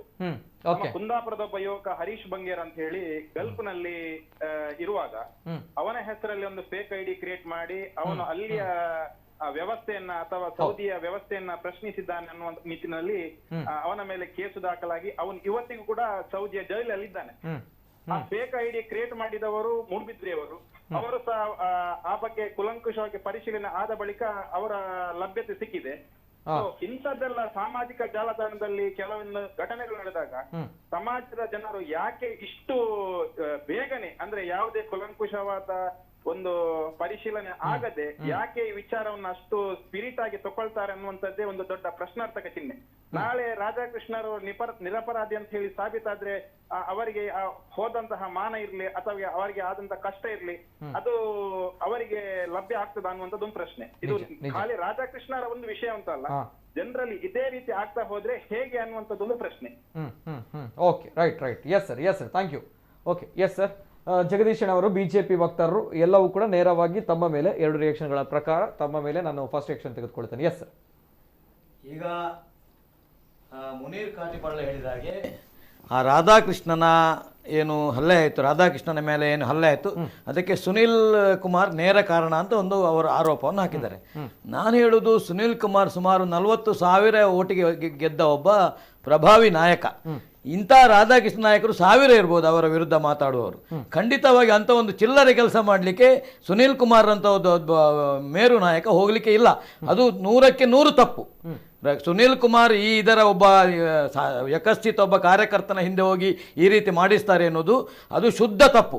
ಮತ್ತೆ ಬಿಜೆಪಿಯಷ್ಟು ಒಂದು ಈ ಪೊಲೀಸ್ ಇಲಾಖೆಯಲ್ಲಿ ಬಿಜೆಪಿ ಕೈಯಾಡಿಸುವುದೇ ಇಲ್ಲ. ಯಾವ ನಮ್ಮ ಕಾರ್ಯಕರ್ತರ ಹತ್ರ ಕೇಳಿ, ನಮ್ಮ ಕಾರ್ಯಕರ್ತರ ಹತ್ರ ನೋಡಿ, ಕಾಂಗ್ರೆಸ್ ಇದ್ದಾಗ ಹೀಗೆ ಮಾಡ್ತಿದ್ರು, ನೀವು ಬಿಜೆಪಿಯವರು ಅಧಿಕಾರದಲ್ಲಿದ್ದು ನಮ್ಮ ಹುಡುಗರೇ ಪೆಟ್ಟು ತಿಂತಾರೆ, ಇದು ಭಾರಿ ದೊಡ್ಡ ಭಾವನೆ.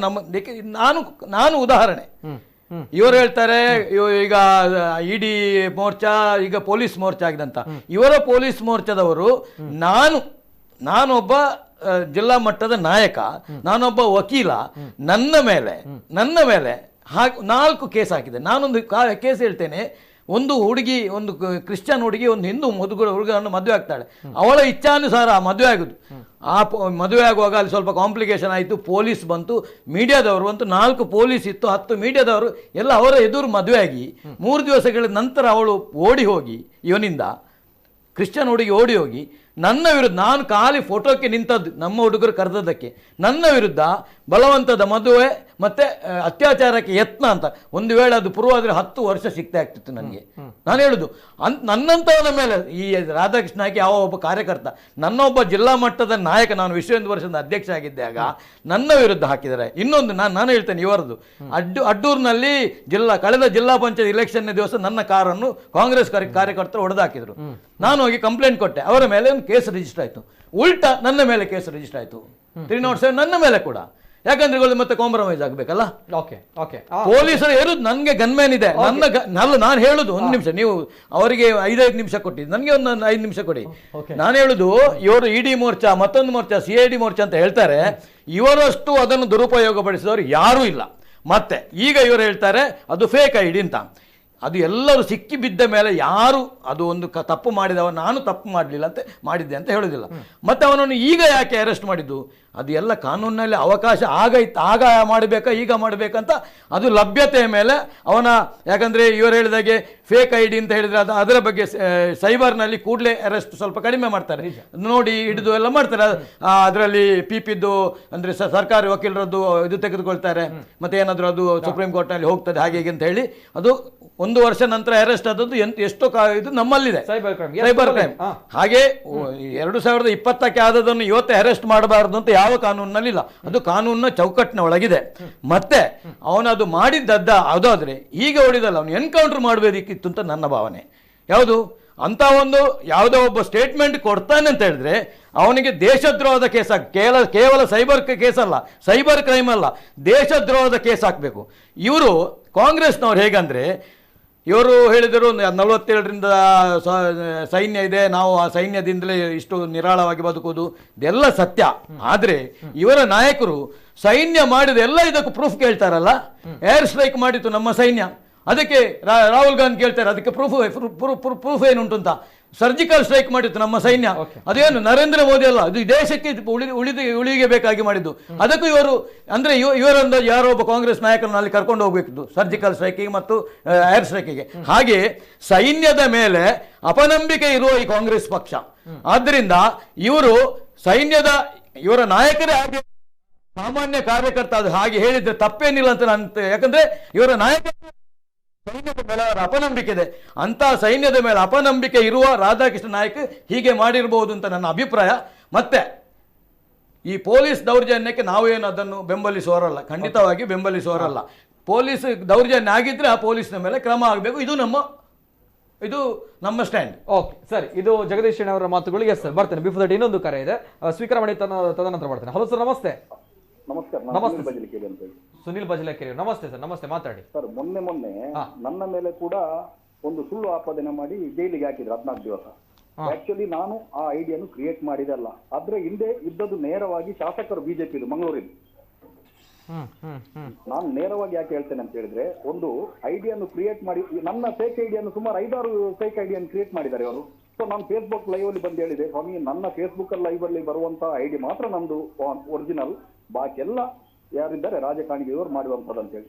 ಇವತ್ತು ಏನಾಗಿದೆ ಅಂತ ಹೇಳಿದ್ರೆ, ಪೊಲೀಸರನ್ನು ಅನಿವಾರ್ಯವಾಗಿ ಇಂಥ ಕೆಲಸಕ್ಕೆ ಪ್ರಚೋದಿಸ್ತಾ ಇದ್ದಾರೆ. ಇಲ್ಲಿ ಕೆಲವೊಂದು ನಾಯಕರು, ಎಲ್ಲರನ್ನಂತ ಹೇಳುದಿಲ್ಲ, ಅಲ್ಲಿ ರಾಧಾಕೃಷ್ಣ ಇರ್ಗಾನ ಏನಾದ್ರು ತಪ್ಪು ಮಾಡಿದ್ರೆ ಅವರಿಗೆ ಶಿಕ್ಷೆ ಆಗ್ಬೇಕು. ಆದ್ರೆ ಅವರು ಅದಕ್ಕಿಂತ ಮೊದಲು ಕಂಪ್ಲೇಂಟ್ ಕೊಟ್ಟಿದ್ದಾರೆ, ನನ್ನ ಫೇಕ್ ಅಕೌಂಟ್ ಆಗಿದೆ ಅಂತ ಹೇಳಿ.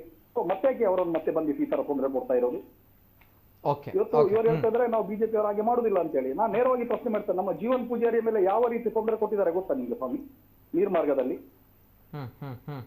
ಇದನ್ನೆಲ್ಲ ನಮ್ಗೆ ನೋವಾಗ್ತದೆ. ನಾನೊಬ್ಬ ಬಿಜೆಪಿ ಕಾರ್ಯಕರ್ತನಾಗಿದ್ದ ಈಗ ಸದ್ಯದಲ್ಲಿ ಯಾವುದೇ ಪಕ್ಷ ಬೇಡ ಏನ್ ಬೇಡ, ಸುಮ್ಮನೆ ಕುತ್ಕೊಂಡಿದ್ದೇನೆ. ಇವರಿಗೆ ಬುದ್ಧಿ ಕಲಿಸಿಗೆ ಚುನಾವಣೆ ಸಂದರ್ಭ ಬಂದಾಗ ಕಲಿಸೋಣ. ಯಾಕಂತ ಹೇಳಿದ್ರೆ ಈ ರೀತಿ ಅನ್ಯಾಯವಾಗಿ ನಿರಂತರವಾಗಿ ಆಗ್ತಾ ಇದೆ.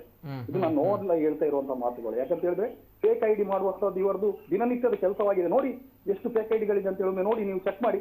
ನನ್ನದೇ 5 ಫೇಕ್ ಐಡಿ ಇದೆ ಸ್ವಾಮಿಯಲ್ಲಿ. ಯಾರು ಮಾಡಿದ್ದು? ಭ್ರಷ್ಟಾಚಾರದ ವಿರುದ್ಧ ಮಾತಾಡಿದ್ರೆ ಈ ರೀತಿ ಮಾಡುವಂತದ್ದು ಸಹಜವಾಗಿದೆ. ಇವತ್ತು ಮುನೀರ್ ಕಾಟಿಪಲ್ಲರ್ ಅವರಿದ್ದಾರೆ, ಅವರು ಕರೆಕ್ಟ್ ಆಗಿ ಮಾತಾಡಿದ್ರು, ಅದಕ್ಕೆ ನಾನು ಅವ್ರಿಗೆ ಅಪ್ರಿಷಿಯೇಟ್ ಮಾಡ್ತೇನೆ. ಅವ್ರು ಯಾವತ್ತೂ ಕೂಡ ಒಂದು ನ್ಯಾಯದ ಪರವಾಗಿ ಮಾತಾಡುವವರು. ಇವತ್ತು MRPL ಆಗ್ಲಿ ಇಂಥದ್ದಾಗ್ಲಿ ಎಲ್ಲದಕ್ಕೂ ನ್ಯಾಯದ ಪರವಾಗಿ ಮಾತಾಡುವವರು. ಓಕೆ ತಮ್ಮಲ್ಲೂ ಕೂಡ ಫೇಕ್ ಐಡಿ ಆಗಿದೆ. ತಮ್ಮ ಫೇಕ್ ಐಡಿಗಳನ್ನು 5 ಫೇಕ್ ಐಡಿ ಫೇಸ್ಬುಕ್ ಅಲ್ಲಿ ಹಾಕಿದೆ. 5 ಫೇಕ್ ಐಡಿಯನ್ನು ಮಾಡಿದ್ದಾರೆ. ಫೇಸ್ಬುಕ್ ಲೈವ್ ಅಲ್ಲಿ ಬರುವಂತದ್ದು ಮಾತ್ರ ನಮ್ದು ಓನ್ ಐಡಿ ಅಂತ. ಅಲ್ಲ ಸರ್, ಅಲ್ಲ ಈ ಸಂದರ್ಭ ಒಂದು ಮಾತನ್ನ ಶೆಣೆ ಅವರು ಹೇಳಿದ್ರು. ಏನಂತ ಹೇಳಿದ್ರೆ ಸೈಬರ್ ಕ್ರೈಮ್ ಗೆ ದೂರು ಕೊಡಬೇಕು, ಸೈಬರ್ ಕ್ರೈಮ್ ತುಂಬಾ ಸ್ಲೋ ಇದೆ. ನೋಡಿ, ನಾನು ಸೈಬರ್ ಕ್ರೈಮ್ ಗೆ ದೂರು ಕೊಡ್ಲಿಕ್ಕೆ ಹೋಗುವಾಗ ಅಲ್ಲಿ ಏನ್ ಮಾಡ್ತಾರೆ ಗೊತ್ತಾ, ಸೈಬರ್ ಕ್ರೈಮ್ ಗೆ ದೂರು ತಗೊಳ್ತಾರೆ ಅಂತ ಇವ್ರು ಹೇಳ್ತಾರೆ. ಆದ್ರೆ ನನ್ನ ಕೇಸಲ್ಲಿ ಯಾವ ಸೈಬರ್ ಕ್ರೈಮ್ ಅವರು ದೂರು ತಗೊಂಡಿಲ್ಲ. ಡೈರೆಕ್ಟ್ ಆಗಿ CCB ಇಂದ ಡೈರೆಕ್ಟ್ ಆಗಿ ತಂದು ನನ್ನನ್ನು ಬರ್ಕೆ ಸ್ಟೇಷನ್ ಅಲ್ಲಿ ದೂರು ಕೊಡ್ತಿದ್ರು. ಯಾಕೆ ಸೈಬರ್ ಕ್ರೈಮ್ ಅಲ್ಲಿ ಇವರು ನನ್ನ ದೂರ ದೂರು ಕೊಡ್ಲಿಲ್ಲ? ಇವರಿಗೆ ಬೇಕಾದಾಗಿ ಉಪಯೋಗ ಮಾಡುವಂತದ್ದು ಈಗ ಇಲ್ಲಿಯ ಬಿಜೆಪಿ ಕೆಲವೊಂದು, ನಾನು ಎಲ್ಲರನ್ನು ಹೇಳೋದಿಲ್ಲ, ಕೆಲವೊಂದು ಶಾಸಕರ ಕೆಲಸ. ಸೊ ಇದಕ್ಕೆ ತಕ್ಕ ಉತ್ತರವನ್ನು ಮುಂದಿನ ದಿನಗಳಲ್ಲಿ ಜನರು ಕೊಡ್ತಾರೆ, ನಾನು ಕೊಡ್ತೇನೆ, ಅಷ್ಟೇ ಹೇಳೋದು. ಸೊ ಇವತ್ತು ಅಧಿಕಾರ ಅವರ ಕೈಯಲ್ಲಿದೆ. ಅಧಿಕಾರ ಅವರ ಅಪ್ಪನ ಆಸ್ತಿ ಅಲ್ಲ. ನಾಳೆ ಇನ್ನೊಬ್ರು ಅಧಿಕಾರಕ್ಕೆ ಬರುವುದು ನೋಡೋಣ. ಅವಾಗ ಆ ಸಂದರ್ಭಕ್ಕೆ ತಕ್ಕ ನಾವು ಕೂಡ ಕಾಯ್ತಾ ಇದ್ದೀವಿ ಅಷ್ಟೇ. ಈಗ ನ್ಯಾಯ ಸಿಗ್ಬೇಕಷ್ಟೇ ನಾನು ಹೇಳೋದು. ಸರಿ ಸರ್. ಎಸ್ ಶೆಣೆ ಅವರು ಈ ಒಂದು ಮಾತಿಗೆ ಏನ್ ಹೇಳ್ತೀರಾ? ಏನು? ಥ್ಯಾಂಕ್ ಯು ಸುನಿಲ್ ಬಜಲಕೆರೆ ಅವರೇ. ಎಸ್ ಬಿಫೋರ್ ದಟ್ ಈ ಒಂದು ವಿಚಾರ. ಎಸ್ ಬಿಜೆಪಿಯ ಕೈಗೊಂಬೆಯಾಗಿ ಕೆಲಸ ಮಾಡ್ತಾ ಇದೆ ಸದ್ಯದ ಸಿಸ್ಟಮ್ಗಳು. ಇವರು ಹೇಳಿದ್ರು ಆಗ್ಲೇ ಪೊಲೀಸ್ ಮೋರ್ಚಾ ಅನ್ನುವಂಥ ಹೊಸದಾಗಿ ಓಪನ್ ಮಾಡಬಹುದು ಅನ್ನುವಂಥದ್ದು. ಜೊತೆಗೆ ಇವರು ಹೇಳಿರುವಂತಹ ವಿಚಾರ ಖಂಡಿತವಾಗಿಯೂ ನಾನು ನಿಮಗೆ ಈಗಾಗಲೇ ಹೇಳಿದ್ದೇನೆ. ಈ ಹಿಂದೆ ರಮನಾಥ್ ರೈ ಅವರು ಈ ಜಿಲ್ಲೆಯಲ್ಲಿದ್ದದ್ದು ಉಸ್ತುವಾರಿ ಸಚಿವರು. ಅವರು ಇದು ಒಂದು ಈ ಪೊಲೀಸ್ ಹಸ್ತಕ್ಷೇಪ ಮಾಡಿದಷ್ಟು ಯಾರೂ ಮಾಡಿಲ್ಲ. ನಮ್ಮ ಹುಡುಗರೊಂದು ಅನುಭವಿಸುವುದು ಅದನ್ನು ಹೇಳಿ ಪ್ರಯೋಜನ ಇಲ್ಲ.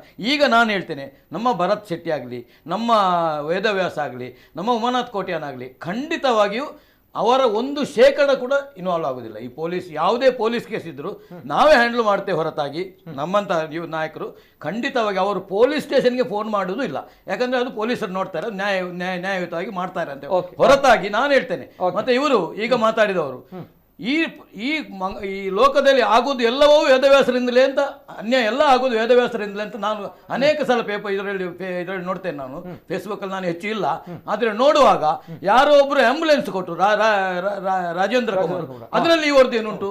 ಯಾರ್ದು? ಇವರು ಮತ್ತೆ ಈ ಸ್ವಾತಂತ್ರ್ಯಕ್ಕೆ ಒಂದು ಲಿಮಿಟ್ ಇರಬೇಕು. ಸೌಂಡ್ ಸರಿಲ್ಲ. ಫೇಸ್ಬುಕ್ ಆಗಲಿ ಮತ್ತೊಂದಾಗಲಿ ನಮ್ಮಲ್ಲಿ ಸ್ವಾತಂತ್ರ್ಯ ಅದು ಅನ್ಲಿಮಿಟೆಡ್ ಆಗಿದೆ, ಏನ್ ಬೇಕಾದ್ರೂ ಬರಿಬೋದು. ಈಗ ನಾನೊಬ್ಬ ಜನಪ್ರತಿನಿಧಿ, ನೀವು ಒಂದು 100 ಸಲ ನನ್ನ ವಿರುದ್ಧ ಹಾಕಿದ್ರೆ ಜನ ನಂಬ್ತಾರಲ್ಲ, ನಿಮ್ಗೆ ಏನಾಗ್ಲಿಕ್ಕಿಲ್ಲ, ಅವರು ಸಾಮಾನ್ಯ ಕಾರ್ಯಕರ್ತನಿಗೆ ಏನಾಗ್ಲಿಕ್ಕಿಲ್ಲ, ಮಾನ ಮರ್ಯಾದೆ ಹೋಗುದು ನಂದು. ಈಗ ನಾನು ನೋಡಿದೆ, ರಾಜೇಂದ್ರ ಕುಮಾರ್ ಒಂದು ಯಾವುದೋ ಒಂದು ಆಂಬ್ಯುಲೆನ್ಸ್ ಕೊಟ್ರಂತೆ, ಅದರಲ್ಲಿ ಅದನ್ನು ಈ ಕೋವಿಡ್ಗೆ ಬೇಕಾಗಿ ಇವರು ಸ್ವೀಕಾರ ಮಾಡಿದ್ರು, ಯಾರು ಶಾಸಕರಾಗಿ. ಅದರಲ್ಲಿ ವೇದವ್ಯಾಸ ಮಾತಾಡೋದು ಏನು ತಪ್ಪಿದೆ? ಇವರು ಮಾತಾಡೋದು ಅದನ್ನು ನಾನು ನೋಡಿದ್ದೇನೆ, ನನಗೆ ಅದರಲ್ಲಿ ಬೇಸರ ಆಗಿತ್ತು. ಯಾಕಂದ್ರೆ ಒಬ್ಬ ಯಾರು ನೀವು ಕೊಡ್ತೀರಿ ನನಗೆ, ಅದು ನಾನು ಸ್ವೀಕಾರ ಮಾಡ್ತೀನಿ, ನನಗೆ ಬೇಕಾಗಲ್ಲ, ಕೋವಿಡ್ಗೆ ಬೇಕಾಗಿ ಒಂದು ಆಂಬ್ಯುಲೆನ್ಸ್ ಅನ್ನು ಸ್ವೀಕಾರ ಮಾಡಿದರೆ ಅದರಲ್ಲೂ ಭ್ರಷ್ಟಾಚಾರ ಇದೆ ಅಂತ ಅದಕ್ಕೊಂದು ಅರ್ಥ ಉಂಟಾ? ಅಂದ್ರೆ ಭ್ರಷ್ಟಾಚಾರ ಯಾವುದಾದ್ರೂ ಒಂದು ಆರೋಪ ಒಟ್ಟಾರೆ ಮಾಡ್ಲಿಕ್ಕೂ ಕೂಡ ಬಿಡಬಾರ್ದು ಯಾರನ್ನಾದ್ರೂ. ಅದಕ್ಕೂ ಒಂದು ಲಿಮಿಟ್ ಬೇಕು, ಫೇಸ್ಬುಕ್ ಇದೆ, ಸಾಮಾಜಿಕ ಜಾಲತಾಣದಿಂದ ಏನಾದ್ರೂ ಮಾತಾಡಿದ ಅವರಿಗೆ ಕಾನೂನು ಕಲಿಸಬೇಕು. ಓಕೆ ಸರಿ, ಥ್ಯಾಂಕ್ ಯು. ಬರ್ತೇನೆ. ಬಿಫೋರ್ ದಟ್ ನಮ್ಮ ಟೆಕ್ನಿಕಲ್ ಟೀಮ್ ಜೊತೆ ಒಂದು ಗಮನಕ್ಕೆ, ಸೋಷಿಯಲ್ ಮೀಡಿಯಾಗಳಲ್ಲಿ ಸೌಂಡ್ ಸರಿಯಾಗಿ ಕೇಳ್ತಾ ಇಲ್ಲ ಅನ್ನುವಂಥದ್ದು. Yes, before that yes sir.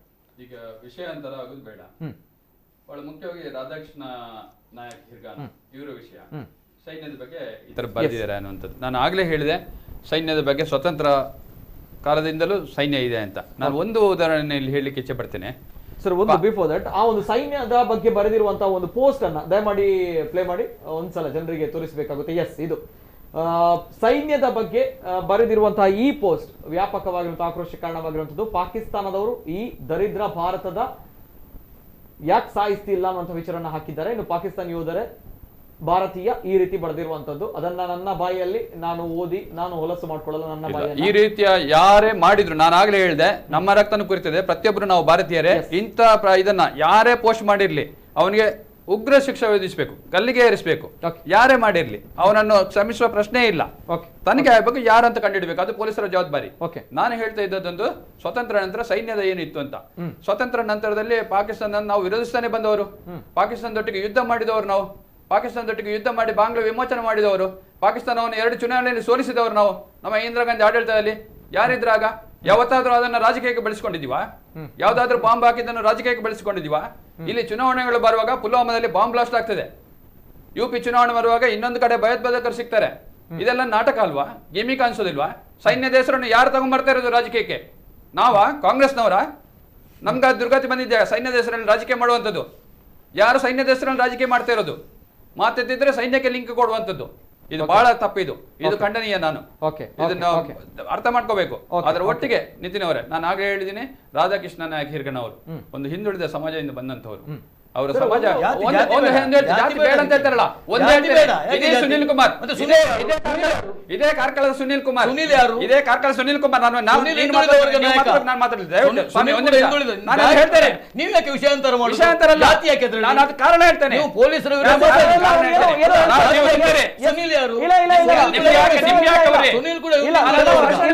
ಹೇಳ್ತಾ ಇದಾರಲ್ಲ, ಮಾತಾಡ್ತಿದ್ದಾರೆ. ಸುನೀಲ್ ಕುಮಾರ್ ಯಾಕೆ ಈ ಸಮಾಜದ ಮೇಲೆ ದ್ವೇಷ ಅಂತ ಹೇಳ್ತೇನೆ ನಾನು. ಸುನೀಲ್ ಕುಮಾರ್ MLA ಆಗ್ಲಿಕ್ಕೆ ಕಾರಣ ಆ ಸಮಾಜದವರು.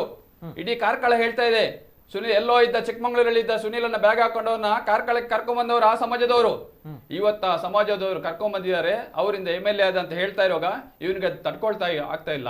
ಇವತ್ತು ಸುನೀಲ್ ಕುಮಾರ್ ಕೋಟ್ಯಾಧೀಶರಾಗಿದ್ದಾರೆ, ಇವತ್ತು ಕೋಟ್ಯಾಧೀಶರಾಗಿದ್ದಾರೆ. ಇವತ್ತು ಅವರಿಗೆ ಇದನ್ನ ಇಟ್ಕೊಳ್ಳೋಕ್ಕೋಸ್ಕರ ಅಂತ ಸಮಾಜದವರ ಮೇಲೆ ಕಣ್ಣು ಹಾಕ್ತಿದ್ದಾರೆ, ಅಂತವರ ಮೇಲೆ ದೌರ್ಜನ್ಯ ಮಾಡ್ತಿದ್ದಾರೆ. ಕೇವಲ ಇದೊಂದು ರೀತಿಯಲ್ಲೆಲ್ಲ, ಅವರಿಗೆ ಪ್ರತಿಯೊಂದು ಬಿಸ್ನೆಸ್ ಅಲ್ಲಿ ತೊಂದರೆ ಕೊಡ್ತಿದ್ದಾರೆ. ಕಾರ್ಕಳದಲ್ಲಿ, ಕಾರ್ಕಳ ಪೇಟೆಯಲ್ಲಿ ಅವರು ಅಭಿವೃದ್ಧಿ ಕಡೆ ಮಾಡ್ತಾ ಇಲ್ಲ. ಕಾರ್ಕಳ ಪೇಟೆ ರಸ್ತೆಗಳೆಲ್ಲ ಗುಂಡು ಗುಂಡಿಯಾಗಿದೆ. ಅಲ್ಲಿ ಏನು ಬೆಂಡೆ ನಡ್ತಾ ಇದ್ದಾರೆ ಅವರು, ಬಿಳಿ ಬೆಂಡೆ ನಡ್ತಾ ಇದ್ದಾರಾ? ಕಳೆದ ವರ್ಷ ಕೊರೋನಾ ಬಂದಾಗ ಕಜೆ ಅಂತ ಶುರು ಮಾಡಿದ್ರು, ಈ ಸಲ ಬಿಳಿ ಬೆಂಡೆ ಅಂತ ಶುರು ಮಾಡಿದ್ದಾರೆ. ಬರೀ ಗಿಮಿಕ್ ರಾಜಕೀಯ ಇವ್ರದ್ದು, ಯಾವುದೇ ನೇರ ರಾಜಕಾರಣ ಇಲ್ಲ. ನಾನು ಹೇಳ್ತೇನೆ, ಪೊಲೀಸರ ಮುಖಾಂತರ ಕಾಂಗ್ರೆಸ್ ಕಾರ್ಯಕರ್ತನನ್ನು ಹತ್ತಿಕ್ಕುವ ಪ್ರಯತ್ನ ನಿಲ್ಲಿಸಿ, ಇದು ಕೊನೆ. ಇಲ್ಲ ಇದ್ರೆ ನಿಮ್ಮ ಇದು ಪಾಪದ ಕೊಡಕ್ಕೆ ತುಂಬುತ್ತದೆ. ದೌರ್ಜನ್ಯಕ್ಕೆ ಒಂದು ಮಿತಿ ಇದೆ. ಎದ್ದೇಳ್ತಾ ಇದ್ದಾರೆ ಕಾಂಗ್ರೆಸ್ ಕಾರ್ಯಕರ್ತರು. ಇವತ್ತು ಪ್ರತಿಭಟನೆ ಮಾಡಿದ್ದಾರೆ, ರಾಜ್ಯಾದ್ಯಂತ ಪ್ರತಿಭಟನೆಗಳು ನಡೀತಾ ಇದೆ. ಸುನೀಲ್ ಕುಮಾರ್, ನಿಮ್ಮ ಈ ರೀತಿಯ ವರ್ತನೆ ಸರಿಯಲ್ಲ. ಕಾಂಗ್ರೆಸ್ ಕಾರ್ಯಕರ್ತರ ಮೇಲೆ ದೌರ್ಜನ್ಯ ಮಾಡುವುದನ್ನು ನಿಲ್ಲಿಸಿ. ಓಕೆ ಸರ್, ಈಗ ಪ್ರಥಮವಾಗಿ ಈ ಒಂದು ಕಂಪ್ಲೇಂಟ್ ಫೈಲ್ ಮಾಡಿರುವಂತದ್ದು ರಾಧಾಕೃಷ್ಣ ಹಿರ್ಗಾಣ ಅನ್ನುವಂಥದ್ದು ಮುನೀರ್ ಕಾಟಿಪಾಳ್ ಅವರು ಹೇಳಿರುವಂತದ್ದು. ಆದ್ರೆ ಹಿಂದೂ ಜಾಗರಣ ವೇದಿಕೆ ಗುಂಡಾಜಿ ಘಟಕದ ಅಧ್ಯಕ್ಷ ಸಂದೀಪ್ ಅವರು ಕೂಡ ಕಂಪ್ಲೇಂಟ್ ಫೈಲ್ ಮಾಡಿದ್ದಾರೆ ನಂತರ. 2020ರಲ್ಲಿ. ಅದರ ನಂತರ ಹೌದು. ಓಕೆ, ಪ್ರಥಮವಾಗಿ ಮಾಡಿರುವಂತದ್ದು ಇವರೇ ಮಾಡಿರುವಂತದ್ದು. ಇವ್ರು ಫೇಕ್ ಅಂತ ಮಾಡಿದ್ದಾರೆ. ಓಕೆ, ಇವರೇ ಫೇಕ್ ನೋಡಿ, ಅದರ ಬಗ್ಗೆ ಸ್ಪಷ್ಟತೆ ಇರ್ಲಿಕ್ಕಿಲ್ಲ. ಅಲ್ಲ, ನನಗೆ ಅದರ ಬಗ್ಗೆ ಪ್ರತಿಯೊಂದು ಕೂಡ ನನ್ನ ಕೈಯಲ್ಲಿ ಒಂದ್ ನಿಮಿಷ, ಅದು ಸ್ಪಷ್ಟತೆ ಇಲ್ಲ.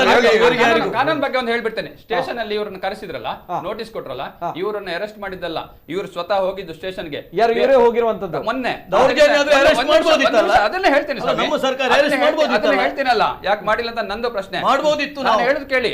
ಅವರು ಹೋಗಿದ್ದಾರೆ ಸ್ಟೇಷನ್ಗೆ ವಿವರಣೆ ಕೊಡ್ಲಿಕ್ಕೆ, ವಿವರಣೆ ಕೊಟ್ಟಿದ್ದಾರೆ. ವಿವರಣೆ ಅವರಿಗೆ ಅರ್ಥ ಆಗಿದೆ.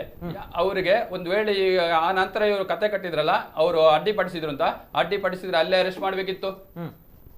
ಸ್ಟೇಷನ್ ಅಲ್ಲಿ ಅಡ್ಡಿಪಡಿಸಿರುವಂತದ್ದು ಯಾರನ್ನು ಬಿಡುದಿಲ್ಲ ಪೊಲೀಸರು. ಅಲ್ಲೇ ಅರೆಸ್ಟ್ ಮಾಡ್ಬೇಕಿತ್ತು, ಅಲ್ಲೇ ನ್ಯಾಯಾಲಯಕ್ಕೆ ಹಾಜರು ಮಾಡ್ಬೇಕಿತ್ತು. ವಕೀಲರು, ಇವರು ಕೂಡ ವಕೀಲರು, ನಾನು ಕೂಡ ವಕೀಲ, ಗೊತ್ತಿದೆ. ಅದನ್ನ ಯಾಕೆ ಮಾಡ್ಲಿಲ್ಲ ಇವರು? ಅದ್ ಯಾಕೆ ಬಿಟ್ಟು ಕಳಿಸಿದ್ರು? ಎರಡು ತಪ್ಪುಗಳು. ಒಂದವರು ಅವರ ಐಡಿಯಲ್ಲಿ ಅವ್ರು ಕ್ರಿಯೇಟ್ ಮಾಡಿದ್ರೆ, ಅವ್ರು ತಪ್ಪು ಮಾಡಿದ್ರೆ, ದೇಶದ್ರೋಹ ಮಾಡಿದ್ರೆ ಅದಕ್ಕೆ ಬಂಧನ ಆಗ್ಬೇಕಿತ್ತು. ಇಲ್ಲ ಅಂತಂದ್ರೆ ಅವರು ಕರ್ತವ್ಯಕ್ಕೆ ಅಡ್ಡಿಪಡಿಸಿದ್ರೆ ಅದಕ್ಕೆ ಬಂಧನ ಆಗ್ಬೇಕಿತ್ತು. ಎರಡು ಪ್ರಕರಣಗಳಲ್ಲಿ ಬಂಧನ ಯಾಕೆ ಮಾಡಲಿಲ್ಲ? ಪೊಲೀಸರನ್ನು ಕೇಳಿದ್ರು, ನೀವು ತಪ್ಪು ಮಾಡಿಲ್ಲ ಅಂದ್ರೆ ಯಾಕೆ ಬಿಟ್ಟು ಕಳಿಸಿದ್ರಿ? ಓಕೆ ಸರ್, ಈಗ ನನ್ನ ಒಂದು ಪ್ರಶ್ನೆ, ಜನರು ಕೂಡ ಕೇಳುವಂತಹ ಪ್ರಶ್ನೆ, ಪ್ರಥಮವಾಗಿ ಕಂಪ್ಲೇಂಟ್ ಫೈಲ್ ಮಾಡಿರೋದು ಹಿರ್ಗಾಣ ಅನ್ನೋದು ತಾವು ಹೇಳ್ತಾ ಇದ್ದಾರೆ. ರಾಧಾಕೃಷ್ಣ ಅವರು ಸ್ಪಷ್ಟತೆ ಇಲ್ಲ ಇವರಿಗೆ. ಫೇಕ್ ಆಗಿದೆ ಅಂತ. ಫೇಕ್ ಆಗಿದೆ, ನನ್ನ ಹೆಸರಲ್ಲೇ fake ID fake create account ಆಗಿದೆ. ಆಗಿ ಅದರಿಂದ ಈ ರೀತಿಯ ಪೋಸ್ಟ್ ಗಳು ಹರಿದಾಡ್ತಾ ಇದೆ. ಹೌದು. ಆ ಪೋಸ್ಟ್ ಅಂತಿಂತ ಪೋಸ್ಟ್ ಗಳಲ್ಲ, ಹೌದು. ಅಲ್ವಾ? ಇಡೀ ದೇಶ ನೋಡುವಂತಹ ಪೋಸ್ಟ್ ಯಾವಾಗಲೇ ಹೇಗೆ ಹರಿತಾ ಇರ್ತದೆ ಹೇಳಿ? ಅವ್ರ ಐಡಿಯಿಂದ ನೇರವಾಗಿ ಹರಿದಾಡುವಂತದ್ದು. ಇದು ಯಾಕೆ ಐಡಿಯಿಂದ ಸ್ಕ್ರೀನ್ ಶಾಟ್ ತೆಗೆದು ಐಡಿ ಡಿಲೀಟ್ ಆಯ್ತು ಅನ್ನೋ ಪ್ರಶ್ನೆ. ಐಡಿ ಡಿಲೀಟ್ ಆಗುತ್ತೆ, ಐಡಿ ಇಮಿಡಿಯೇಟ್ ಡಿಲೀಟ್ ಆಗುತ್ತೆ. Okay, within 1 hour. ಓಕೆ, ಆಮೇಲೆ ಸ್ಕ್ರೀನ್ ಶಾಟ್ ಮಾತ್ರ ಹರಿದಾಡುತ್ತೆ. ಓಕೆ, ಅದು ಯಾರಿಂದ ಹರಿದಾಡ್ತಾ ಅದ್ರ ಮೂಲ ಹಿಡಿಲಿಕ್ಕೆ ಏನು ಪೊಲೀಸರಿಗೆ ಇಷ್ಟು ದಿನ ಬೇಕಾ? Okay, right. ಇದೇ ಪ್ರಶ್ನೆ ಈಗ ನೀವು ಕೇಳ್ತಾ ಇದ್ದೀರಾ. ಈ ಪ್ರಶ್ನೆನ 1 ವರ್ಷದ ಹಿಂದೆ ತಾವುಗಳು ಯಾಕೆ ಕೇಳಲಿಲ್ಲ? ತಮ್ಮ ಕಾರ್ಯಕರ್ತರು, ತಾವು ಕಾಂಗ್ರೆಸ್ನವರು ತಮ್ಮ ಕಾರ್ಯಕರ್ತರ ಮೇಲೆ ಆ ಒಂದು ಅಕೌಂಟ್ ಹಾಕಿರುವಂತದ್ದು, ಫೇಕ್ ಅಕೌಂಟ್ ಮಾಡಿರುವಂತದ್ದು, ಬರ್ದಿರುವಂತದ್ದು ಯೋಧರ ಬಗ್ಗೆ ತಾವುಗಳು ಯಾಕೆ ಬಾಯಿ ಬಿಚ್ಚಲಿಲ್ಲ? ಈಗ ಎಲ್ಲರೂ ಕೂಡ, ಪ್ರತಿಯೊಬ್ರು ಕೂಡ ಬಾಯಿ ಬಿಚ್ಚುತ್ತಾ ಇದ್ದೀರಲ್ವಾ? 1 ವರ್ಷದ ಹಿಂದೆ ತಾವುಗಳು ಯಾರೊಬ್ರು ಕೂಡ ಯಾಕೆ ಮಾತಾಡಿಲ್ಲ? ಯಾಕೆ ಮಾತಾಡಿಲ್ಲ ಅನ್ನೋದು ಒಂದು ವಿಚಾರ ಅಲ್ವಾ? ಯಾಕೆ ಬಂದಿಲ್ಲ? ವೆರಿ ಸಿಂಪಲ್ ಇಶ್ಯೂ ಬರುತ್ತೆ ಇದು. ಅಲ್ಲ, ರಾಧಾಕೃಷ್ಣ ಅವರು ಕೂಡ ನೋಡಿರ್ತಾರೆ, ಗಮನಿಸ್ತಾರೆ ಅಲ್ವಾ? ನನ್ನ ಹೆಸರಲ್ಲಿ ಈ ರೀತಿ ಬಂದಿದೆ, 100% ಆಗಿ ನಾನು ನನ್ನ ಹೈಕಮಾಂಡ್ ಗೆ ತಿಳಿಸ್ತೇನೆ, 100% ನಾನು ತಿಳಿಸ್ತೇನೆ. ಬಿಟ್ಟಾಕ್ಲಿಕ್ಕೆ ಆಗುತ್ತಾ? ತಮ್ಗಳಿಗೆ ಬಿಟ್ಟಾಕ್ಲಿಕ್ಕೆ ಆಗುತ್ತಾ? ಅಲ್ಲಲ್ಲ ಸರ್, ತಮ್ಮ ಕಾರ್ಯಕರ್ತರನ್ನ ಬಿಟ್ಟಾಕ್ಲಿಕ್ಕೆ ಆಗುತ್ತಾ? ಅವ್ರೇನ ಈಗ ಊರಿಗೆ ಬಂದಾಗ ಅಷ್ಟು ದೊಡ್ಡ ಇಶ್ಯೂ. ಬೆಂಗಳೂರಲ್ಲಿ ಕೆಲಸ ಮಾಡ್ತಾರೆ. ಅವ್ರೇನು ಬೆಂಗಳೂರಲ್ಲಿ ದಿನನಿತ್ಯ ಕಾಂಗ್ರೆಸ್ ಒಟ್ಟಿಗೆ ಟಚ್ ಅಲ್ಲಿ ಇರ್ಲಿಲ್ಲ. ಅವರು ಸೋಷಿಯಲ್ ಮೀಡಿಯಾದಲ್ಲಿ ಮಾತ್ರ ಇದ್ರು. ಕಾಂಗ್ರೆಸ್ ಆಫೀಸ್ಗೆ ಏನು ಹೋಗ್ತಾ ಇರಲಿಲ್ಲ. ಸೋಷಿಯಲ್ ಮೀಡಿಯಾದಲ್ಲಿ ಗೊತ್ತಿದೆ, ಸಕ್ರಿಯವಾಗಿರ್ತಾರೆ ಅಂತ ಬಂದಾಗ ವೆರಿ ಸಿಂಪಲ್ ಇಶ್ಯೂ ಅಲ್ಲ ಇದು. ಪೊಲೀಸರು ಯಾಕೆ ಡ್ಯೂಟಿ ಯಾರ್ದು? Yes, simple issue. Yes, correct. Duty ಯಾರ್ದಾಗಿರ್ಬೇಕು? ಪೊಲೀಸ್ ಅವ್ರದ್ದು ಡ್ಯೂಟಿ, ಪೊಲೀಸ್ ಅವ್ರದ್ದು ಡ್ಯೂಟಿ. ಎಸ್, ಯಾರ್ದು ಎತ್ತಿ ತೋರಿಸಬೇಕಾಗಿತ್ತು? ಯಾರು ಎತ್ತಿ ತೋರಿಸಬೇಕಾಗಿತ್ತು ವೈಫಲ್ಯವನ್ನ ಯಾರು ಎತ್ತಿ ತೋರಿಸಬೇಕಾಗಿತ್ತು? ನಾಳೆನೇ ಇಡೀರಿ, ಇವತ್ತೇ ಇಡೀರಿ ಅಂತ ಹೇಳಿ ಟೈಮ್ ತಗೊಳ್ತಾರೆ. ಓಕೆ, ತಾವುಗಳು ಏನಾದ್ರು ಹೇಳ್ಬೋದಿತ್ತಲ್ವಾ? ಸಾರ್ವಜನಿಕವಾಗಿ ಹೇಳ್ಬೋದಿತ್ತಲ್ಲ, ಈ ರೀತಿ ಆಗಿದೆ ನಮ್ಮ ಕಾರ್ಯಕರ್ತರು. ಎಸ್, ಅದು ಅವತ್ತು ಸಾರ್ವಜನಿಕವಾಗಿ ಇಶ್ಯೂ ಆಗಿರ್ಲಿಲ್ಲ. ಆಗಿದ್ರೆ ಮೀಡಿಯಾದವರು ಹಾಗಾದ್ರೆ ಕಾರ್ಯಕರ್ತರು ಈ ರೀತಿ ಪೆಟ್ಟು ತಿಂದ ಮೇಲೆ ಸಾರ್ವಜನಿಕವಾಗಿ ಇಶ್ಯೂ ಆಗುತ್ತೆ? ಪೆಟ್ಟು ಕೊಟ್ಟ ತಪ್ಪಂತ ಹೇಳುದಲ್ಲ ನಾವು. ಎಸ್ ಎಸ್, ಇದನ್ನ ನಾನು ಕೇಳ್ತಾ ಇರುವಂತದ್ದು, ಇದನ್ನ ಜನರು ಕೇಳ್ತಾ ಇರೋದು. ವೈ ತಾವುಗಳು ಇಷ್ಟು ದಿನ ತುಟಿ ಬಿಚ್ಚಲಿಲ್ಲ, 11 ತಿಂಗಳು ಕಾಯ್ಬೇಕಾಗಿತ್ತು ಅನ್ನೋದು ಜೋಕ್ ಅನ್ನೋದು ಅಷ್ಟೇ ಸತ್ಯವಾಗಿರುವಂತಹ ವಿಚಾರ ಅಲ್ವಾ ಸರ್? ನಾನಿಲ್ಲಿ ಎಲ್ಲಿಗೆ ಬಯಸೋದು, ಈಗ ಶೇಣವ್ ಅವರು ಕೆಲವು ಸಮರ್ಥನೆಗಳನ್ನ ಕೊಟ್ರು. ನನಗೆ ಅಲ್ಲಿ ಹೇಳಲಿಕ್ಕಿರುವಂತಹದ್ದು, ತಕ್ಷಣ ಹಿಡಿಲಿಕ್ಕಾಗಲ್ಲ, ಈಗ ಪ್ರೂಫ್ ಆಯ್ತು, ಪೊಲೀಸರು ಹಿಡಿದ್ರು ಅನ್ನೋ ರೀತಿಯಲ್ಲಿ ಹೇಳ್ತಾರೆ. ನಾನಿಲ್ಲಿ ಕೇಳಲಿಕ್ಕೆ ಬಯಸೋದು, ರಾಧಾಕೃಷ್ಣ ಹಿರ್ಗಾನರದ್ದೇ ಅದೇ ಅಕೌಂಟು, ಅವರೇ ಇನ್ನೊಂದು ಅಕೌಂಟ್ ಮಾಡಿ ಆ ರೀತಿ ಮಾಡಿದಾರೆ ಅಂತ ಪ್ರೂಫ್ ಆಗಿದ್ರೆ ಪೊಲೀಸರು ಬಂಧಿಸ್ಬೇಕಿತ್ತು ಅವರನ್ನಲ್ವಾ? ಇವರು ಪೊಲೀಸರು ಬಂಧಿಸ್ಲಿಲ್ಲ, ಬದಲಿಗೆ ಪೊಲೀಸ್ ಠಾಣೆ ಕರೆಸ್ಕೊಂಡ ಮೇಲೆ ದೂರುದಾರರಾದಂತ ಬಿಜೆಪಿ ಕಾರ್ಯಕರ್ತರನ್ನ ಕರೆಸಿ ಅವರ ಮುಂದೆ ಹಲ್ಲೆ ನಡೆಸ್ತಾರೆ.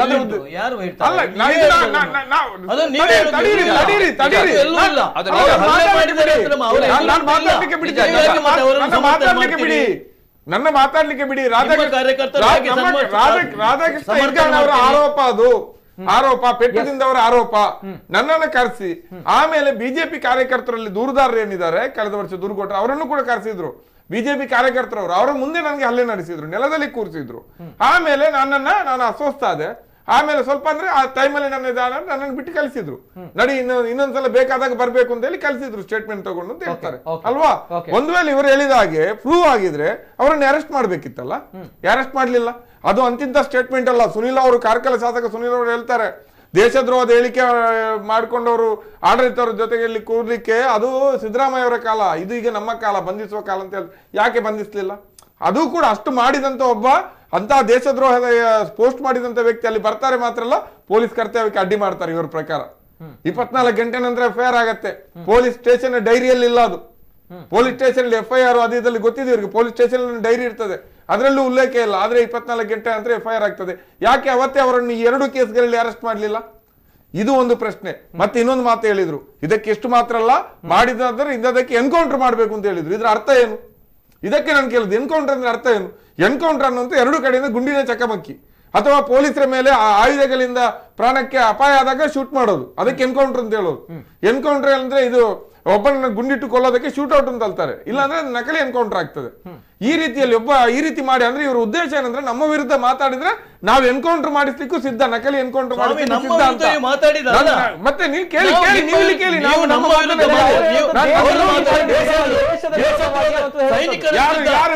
ಮಾಡೋದು ಯಾರು? ಅದು ಬೇರೆ ಸಮಾಧಾನ ಮಾಡ್ಕೊಳ್ಳಿ. ನಾನು ಹೇಳೋದನ್ನು ಕೇಳಿ, ನೀವು ಕೇಳಿ. ಸೈನ್ಯದ ವಿರುದ್ಧ ಸೈನ್ಯದ ವಿರುದ್ಧ ಅವರನ್ನು ಮಾಡಿದವ್ರನ್ನ ಹುಡುಕಿ. ಯಾಕೆ ನಿಮ್ಮ ಪೊಲೀಸರಿಗೆ ಆಗಲ್ಲ? ಕಾರ್ಕಳ ಪೊಲೀಸ್ ಸ್ಟೇಷನ್ ಮಾತಲ್ಲ, ನಿಮ್ಮ ವಿರುದ್ಧ ಮಾತಾಡ್ತಾರೆ. ಸೈನ್ಯದ ವಿರುದ್ಧ ನಾವ್ ಯಾಕೆ ಮಾತಾಡೋಣ? ಸೈನ್ಯವನ್ನು ದುರ್ಬಳಕೆ ಮಾಡ್ತೀರಿ. ನೀವು ಸೈನ್ಯವನ್ನು ತೋರಿಸಿ ನಮ್ಮ ಬಾಯಿ ಮುಚ್ಚಿಸ್ಬೇಡಿ. ತೋರಿಸಿ ನೀವು ನಮ್ಮ ಬಾಯಿ ಮುಚ್ಚಿಸ್ಬೇಡಿ. ಸ್ವಲ್ಪ ಮಾತಾಡ್ಲಿಕ್ಕೆ ಬಿಡಿ, ಮಾತಾಡ್ಲಿಕ್ಕೆ ಬಿಡಿ, ಮಾತಾಡ್ಲಿಕ್ಕೆ ಬಿಡಿ. ನೀವು ಎನ್ಕೌಂಟರ್ ಹೆಂಗ್ ಬಳಸಿದ್ರಿ? ಸೈನ್ಯದ ವಿರುದ್ಧ ಎನ್ಕೌಂಟರ್ ಅನ್ನುವಂತ ಪದವನ್ನು ಹೆಂಗ್ ಬಳಸಿದ್ರಿ? ನಾಳೆ ಪೊಲೀಸರು ಬೇಕಾದ್ರೂ ಗುಂಡಾಗಿ ಕೊಲ್ತಾರೆ. ನಾಳೆ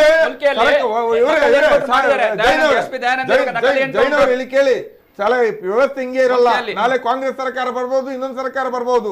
ಆವಾಗ ಪೊಲೀಸರು ಅವರ ಕಡೆ ಇದ್ದಾಗ ನೀವು ಕೂಡ ಇದಕ್ಕೆ ಬಲಿಪಶು ಆಗುವ ಸಾಧ್ಯತೆ ಇರ್ತದೆ. ಎನ್ಕೌಂಟರ್ ಗಳನ್ನ ನಾವು ಯಾವತ್ತೂ ಬೆಂಬಲಿಸಬಾರ್ದು. ಇರ್ಲಿ, ಜಸ್ಟ್ ಇಲ್ಲಿ ಕೇಳಿ. ಮತ್ತೆ ಇನ್ನೊಂದು ಮಾತು ಹೇಳಿದ್ರಿ ನೀವು, ಏನು ನೀವ್ ಹೇಳಿದೇನು? ನಮ್ಮ ಶಾಸಕರು ಏನು ಪೊಲೀಸ್ ಇಲಾಖೆಯಲ್ಲಿ ಮಧ್ಯಪ್ರವೇಶ ಮಾಡೋದಿಲ್ಲ. ಕಾಂಗ್ರೆಸ್ ರಮಣತ್ರ ಈಗ ಉಸ್ತುವಾರಿ ಮಂತ್ರಿ ಇದ್ದಾಗ ಫುಲ್ ಅವರದೇ ಇತ್ತು, ರೈಟ್? One minute. ಈಗ ಯಾವ ಶಾಸಕರು ಕೂಡ ಏನು ಮಧ್ಯಪ್ರವೇಶ ಮಾಡಲ್ಲ, ಏನೇ ಇದ್ರು ನಾವೇ ನಿಭಾಯಿಸ್ತೀವಿ, ನಾವು ನಾಯಕರುಗಳು ಅಂತ. ಅದ್ರ ಅರ್ಥ ಏನಂದ್ರೆ ಶಾಸಕರುಗಳು ಮಂತ್ರಿಗಳು ಕೂಡ ಬೇಕಾಗಿಲ್ಲ, ಪೊಲೀಸ್ ಠಾಣೆಯನ್ನ ನಮ್ಮಂತಹ 2ನೇ ಹಂತದ ಬಿಜೆಪಿಯ ಪದಾಧಿಕಾರಿಗಳೇ ಕಂಟ್ರೋಲ್ ಮಾಡ್ತಾ ಇದೀವಿ ಅಂತ ಹೇಳ್ತಾ ಇದ್ದಾರೆ. ಅದರ ಭಾಗವಾಗಿ ಕಾರ್ಕಳದಲ್ಲಿ ಹೊಡೆದಿರೋದು, ಕಾರ್ಯಕರ್ತರ ಮುಂದೆ ಹೊಡೆದಿರೋದು. ನಾವು ಹೇಳುದು ಇಲ್ಲಿ ನಾವು ಹೇಳಲಿಕ್ಕೆ ಬಯಸೋದು ಏನಂದ್ರೆ, ನಿತಿನ್ ಅವರೇ, ನಂದು ಬಹಳ ಸ್ಪಷ್ಟ. ಇದರಲ್ಲಿ ಕಾರ್ಕಳ ಶಾಸಕ ಸುನಿಲ್ ಕುಮಾರ್ ಅವರ ಪಿತೂರು ಇಲ್ಲದೆ ಎಲ್ಲ ನಡೀತಾ ಇರಲಿಲ್ಲ. ಅವರು ದೊಡ್ಡ ಜನಪ್ರಿಯ ನಾಯಕ ಆಗಿರ್ಬೋದು, 40,000 ಲೀಡಲ್ಲಿ ಗೆದ್ದಿರ್ಬೋದು. ಗೆದ್ದಿರುವ ನಾಳೆ ಸೋಲೋದಿಲ್ಲ ಅಂತ ಏನು ಗ್ಯಾರಂಟಿ ಇಲ್ಲ. ಬಿಜೆಪಿ ಖಾಲಿ ಇಡೀ ದೇಶದಲ್ಲಿ 2 MP ಇತ್ತು. ಆವಾಗ ಕಾಂಗ್ರೆಸ್ 300-350 ಸೀಟ್ ಇತ್ತು, 400 ಸೀಟ್ ಇತ್ತು. ಈಗ ಎಲ್ಲಿ ಬಂದಿದೆ, ನೀವೆಲ್ಲಿದ್ದೀರಿ? ಅದರಿಂದಾಗಿ ಈಗ ಶಾಸಕ ಸುನಿಲ್ ಕುಮಾರ್ ಅವರಿಗೆ ಒಂದು ಅಭದ್ರತೆ ಕಾಡ್ತಾ ಇದೆ, ತನ್ನ ಜನಪ್ರಿಯತೆ ಕುಸಿತಾ ಇದೆ. ಈಗ ಬೇರೆ ಬೇರೆ ಪಕ್ಷಗಳು, ವಿರೋಧ ಪಕ್ಷಗಳು ಬಲಿಷ್ಠ ಆಗ್ತಾ ಇದೆ ಅನ್ನೋ ಅಭದ್ರತೆ ಕಾಡ್ತಾ ಇದೆ. ಆ ಅಭದ್ರತೆ ಭಾಗವಾಗಿ ಹಳೆಯ ಸ್ಕ್ರೀನ್ ಶಾಟ್ ಅದು ನಕಲಿ ಐಡಿಯಿಂದ ಆಗಿದೆ ಅಂತ ಗೊತ್ತಿದ್ದು ಕೂಡ ಇದನ್ನು ಮಾಡಿಸಿದ್ದಾರೆ. ನಾನು ಮತ್ತೆ ಇನ್ನೊಂದು ಉದಾಹರಣೆ ಕೊಡ್ತೀನಿ. ಅವಾಗ ಹೇಳಿದ್ನಲ್ಲ, ಅದು ಅವಾಗ ಪ್ರಸ್ತಾಪ ಮಾಡಿದ್ರು ಯಾರೊಬ್ರು, ಇನ್ನ ಫೋನ್ ಮಾಡಿದಾಗ ಹೇಳಿದ್ರು, ಹರೀಶ್ ಬಂಗೇರ ಪ್ರಕರಣ. ಹರೀಶ್ ಬಂಗೇರ ಪ್ರಕರಣದಲ್ಲಿ ಹಿಂಗೆ ಆಯ್ತು, ಫೇಕ್ ಐಡಿ ಕ್ರಿಯೇಟ್ ಮಾಡಿ ಪಾಪ ಅವರು ಸೌದಿ ಅರೇಬಿಯಾ ಜೈಲು ಸೇರಿದ್ರು ಅಲ್ವಾ? ಇದೇ ಉಡುಪಿಯ ಸೈಬರ್ ಕ್ರೈಮ್ ನವರು ಆ ಪ್ರಕರಣವನ್ನು ಭೇದಿಸಿದ್ರು. ರಾಮಚಂದ್ರ ನಾಯಕ್ ಅಂತ ಇನ್ಸ್ಪೆಕ್ಟರ್ ಇದ್ದಾರೆ ಉಡುಪಿ ಸೈಬರ್ ಕ್ರೈಮ್ ಅಲ್ಲಿ, ನಿಮ್ಗೆ ಗೊತ್ತಿರಬಹುದು, ಮಂಗಳೂರಿನಲ್ಲಿ ಇದ್ರು. ಅವರ ಆ ಪ್ರಕರಣವನ್ನು ಭೇದಿಸಿ ಅವರನ್ನು ಜೈಲಿಗೆ ಕಳಿಸಿದ್ರು. ಅಷ್ಟು ಮಾಡಿಸ್ಲಿಕ್ಕೆ ನಮ್ಮ ಸೈಬರ್ ಕ್ರೈಮ್ ಸಮರ್ಥ ಇದೆ. ಯಾಕೆ ಈ ಪ್ರಕರಣದಲ್ಲಿ ಮಾಡಲಿಲ್ಲ? ಅದು ಯಾಕೆ ಮಾಡಲಿಲ್ಲ? ಮಧು ಅವರಿಗೆ ಕಾರ್ಕಳ ಠಾಣಾಧಿಕಾರಿಗೆ ಏನ್ ಕೆಲಸ ಅದರಲ್ಲಿ ತನಿಖೆಯಲ್ಲಿ? ಅವರು ಯಾರು ಇದನ್ನು ತನಿಖೆ ಮಾಡಲಿಕ್ಕೆ? ಇದು ಸೈಬರ್ಗೆ ಸಂಬಂಧಪಟ್ಟದ್ದು. ಸಾಕ್ಷಿಗಳನ್ನ ಕಲೆ ಹಾಕಬೇಕಾದವರು ಸೈಬರ್ ಅವರು. ಹರೀಶ್ ಬಂಗೇರ್ ಎಂದು ಸೌದಿಯಲ್ಲಿ ಆದ ಪ್ರಕರಣ, ಅವರ ಹೆಂಡತಿಯವರು ಇಲ್ಲಿ ಉಡುಪಿಯಲ್ಲಿ ದೂರು ಕೊಟ್ಟಾಗ ಅದನ್ನು ತನಿಖೆ ಮಾಡಿ ತಪ್ಪಿತಸ್ಥರನ್ನ ಪತ್ತೆ ಹಚ್ತಾರೆ. ಗಲ್ಫಲ್ಲಿ ಕೂತ್ಕೊಂಡು ಇನ್ನೆಲ್ಲ ಕೂತ್ಕೊಂಡು ಮಾಡಿದಂತ ಕ್ರಿಯೇಟ್ ಮಾಡಿದಂತ ಫೇಕ್ ಐಡಿ. ಯಾಕೆ? ರಾಧಾಕೃಷ್ಣ ಇರ್ಗಾನ್ ಅವರ ಹೆಸರಿನಲ್ಲಿರುವಂತಹ ಫೇಕ್ ಐಡಿಯನ್ನು ಪತ್ತೆ, ರಾಧಾಕೃಷ್ಣ ಆದ್ರೆ ಅವರದ್ದು ಪತ್ತೆ ಆಗಿ, ಅವರ ಯಾರಾದ್ರೂ ಒಬ್ಬ ಫೇಸ್ಬುಕ್ ಅಕೌಂಟ್ ಮಾಡಬೇಕು ಅಂತ ಆದ್ರೆ ಆತ ಡಾಕ್ಯುಮೆಂಟ್ ಕೊಡ್ಬೇಕು, ಏನಿಲ್ಲ ಅಂದ್ರೆ ಕನಿಷ್ಠ ಒಂದು ಫೋನ್ ನಂಬರ್ ಕೊಡ್ಬೇಕು, ಇಮೇಲ್ ಐಡಿ ಕೊಡಬೇಕು. ಏನ್ ದೊಡ್ಡ ಕಷ್ಟ ಅಲ್ಲ ಯಾರ್ದು ಅಂತ ಪತ್ತೆ. ಯಾಕೆ 1 ವರ್ಷದಿಂದ ಪತ್ತೆ ಹಚ್ಚಲಿಲ್ಲ? ಉದ್ದೇಶ ಸ್ಪಷ್ಟ. ಪತ್ತೆ ಆದ್ರೆ, ಈ ಪೋಸ್ಟ್ ಯಾರು ಮಾಡಿರೋದ ಪತ್ತೆ ಆದ್ರೆ ಬಿಜೆಪಿಗೆ ಸಮಸ್ಯೆ ಇದೆ, ಬಿಜೆಪಿ ಕಾರ್ಯಕರ್ತರೇ ಇದರಲ್ಲಿ ಎದ್ದು ಕಾಣ್ತಾರೆ ಅನ್ನೋ ಭಯ ಇದೆ ಇವರಿಗೆ. ಅದಕ್ಕೆ ಇದನ್ನ ಇಟ್ಕೊಂಡು ಇವತ್ತು ಇವರ ವಿರೋಧಿ ಕಾರ್ಯಕರ್ತರನ್ನ ಬಾಯಿ ಮುಚ್ಚಿಸ್ತಾ ಇದ್ದಾರೆ. ವಹಿಸ್ಕೊಳ್ತೀರಿ ನೀವು ಬಿಜೆಪಿ ಕಾರ್ಯಕರ್ತರು ಮಾಡಿದ್ರು ಅಂತ. ನೀವು ಏನು ಈಗ ಇವರು ಹೇಳ್ತಾರೆ ಸುನಿಲ್ನ ಜನಪ್ರಿಯತೆ ಕಡಿಮೆ ಆಗ್ತದೆ ಅಂತ ಇವನ ಮೇಲೆ ಕೇಸ್ ಆಗಿದೆ ಅಂತ. ನಾನು ಹೇಳಿದ್ದು, ಸುನಿಲ್ ಬಗ್ಗೆ ಜನಪ್ರಿಯತೆ ಕಡಿಮೆ ಆಗ್ತದೆ ಅಂತ ಇಂಥವನ ಮೇಲೆ ಕೇಸ್ ಹಾಕಿಸಿ ಮತ್ತೆ ಜನಪ್ರಿಯತೆ ಕಡಿಮೆ ಮಾಡಿಸಿಕೊಳ್ಳಿಕ್ಕೆ ಯಾರಾದರೂ ಒಬ್ಬ ನಾಯಕ ತಯಾರಿರ್ತಾನ? ನನ್ನ ಪ್ರಶ್ನೆ ಅದು. ಮತ್ತೆ ನೀವು ಕಮ್ಯುನಿಸ್ಟ್, ನೀವು ಸೈದ್ಧಾಂತಿಕವಾಗಿ ಅವರಿಗೂ ವಿರೋಧಿಗಳು, ಅವರಿಗೂ ವಿರೋಧಿಗಳು. ಸರಿಯಾ? ನೀವು ಯಾಕೆ ಅವರನ್ನು ಅಷ್ಟು ನಿಮ್ಮವರು ಅಂತ ವಹಿಸ್ಕೊಳ್ತೀರಿ ಅಂತ ನನಗೆ ಅರ್ಥ ಆಗ್ತಾ ಇಲ್ಲ. ಒಂದು ನಿಮಿಷ ಇವರು ಸಂಘ ಪರಿವಾರದವರಿಗೆ ಏನಾದ್ರು ನ್ಯಾಯ ವಿರೋಧ, ನ್ಯಾಯದ ಪರವಾಗಿ ಸಂಘ ಪರಿವಾರದವರಿಗೆ ಏನಾದ್ರು ಇವರು ಯಾರು ಮಾತಾಡೋದಿಲ್ಲ, ಇವರು ಬಿಲ್ಕುಲ್ ಮಾತಾಡೋದಿಲ್ಲ. ಈಗ ಇವರ ವಿರೋಧಿ ಆದ್ರೆ ನಮ್ಮ ವಿರೋಧಿ ಆದ್ರೆ ಸರಿ, ಒಟ್ಟಿಗೆ ಆದ್ರೆ ನಮ್ಮ ವಿರೋಧ ಆಗುವಾಗಲೂ ಮಾತಾಡ್ಬೇಕಲ್ಲ. ನಮ್ಮ ಕಾರ್ಯಕರ್ತರ ವಿರುದ್ಧ ಏನಾದ್ರೂ ಮುನೀರ್ ಕಾಟಿಪಾಳ ಮಾತಾಡುದಿಲ್ಲ. ಈಗ ನೀವು ಮಾತಾಡ್ತೀರಾ? ನಾನು ನಾನು ಅವರ ವಿರೋಧಿ ಒಪ್ತೇನೆ.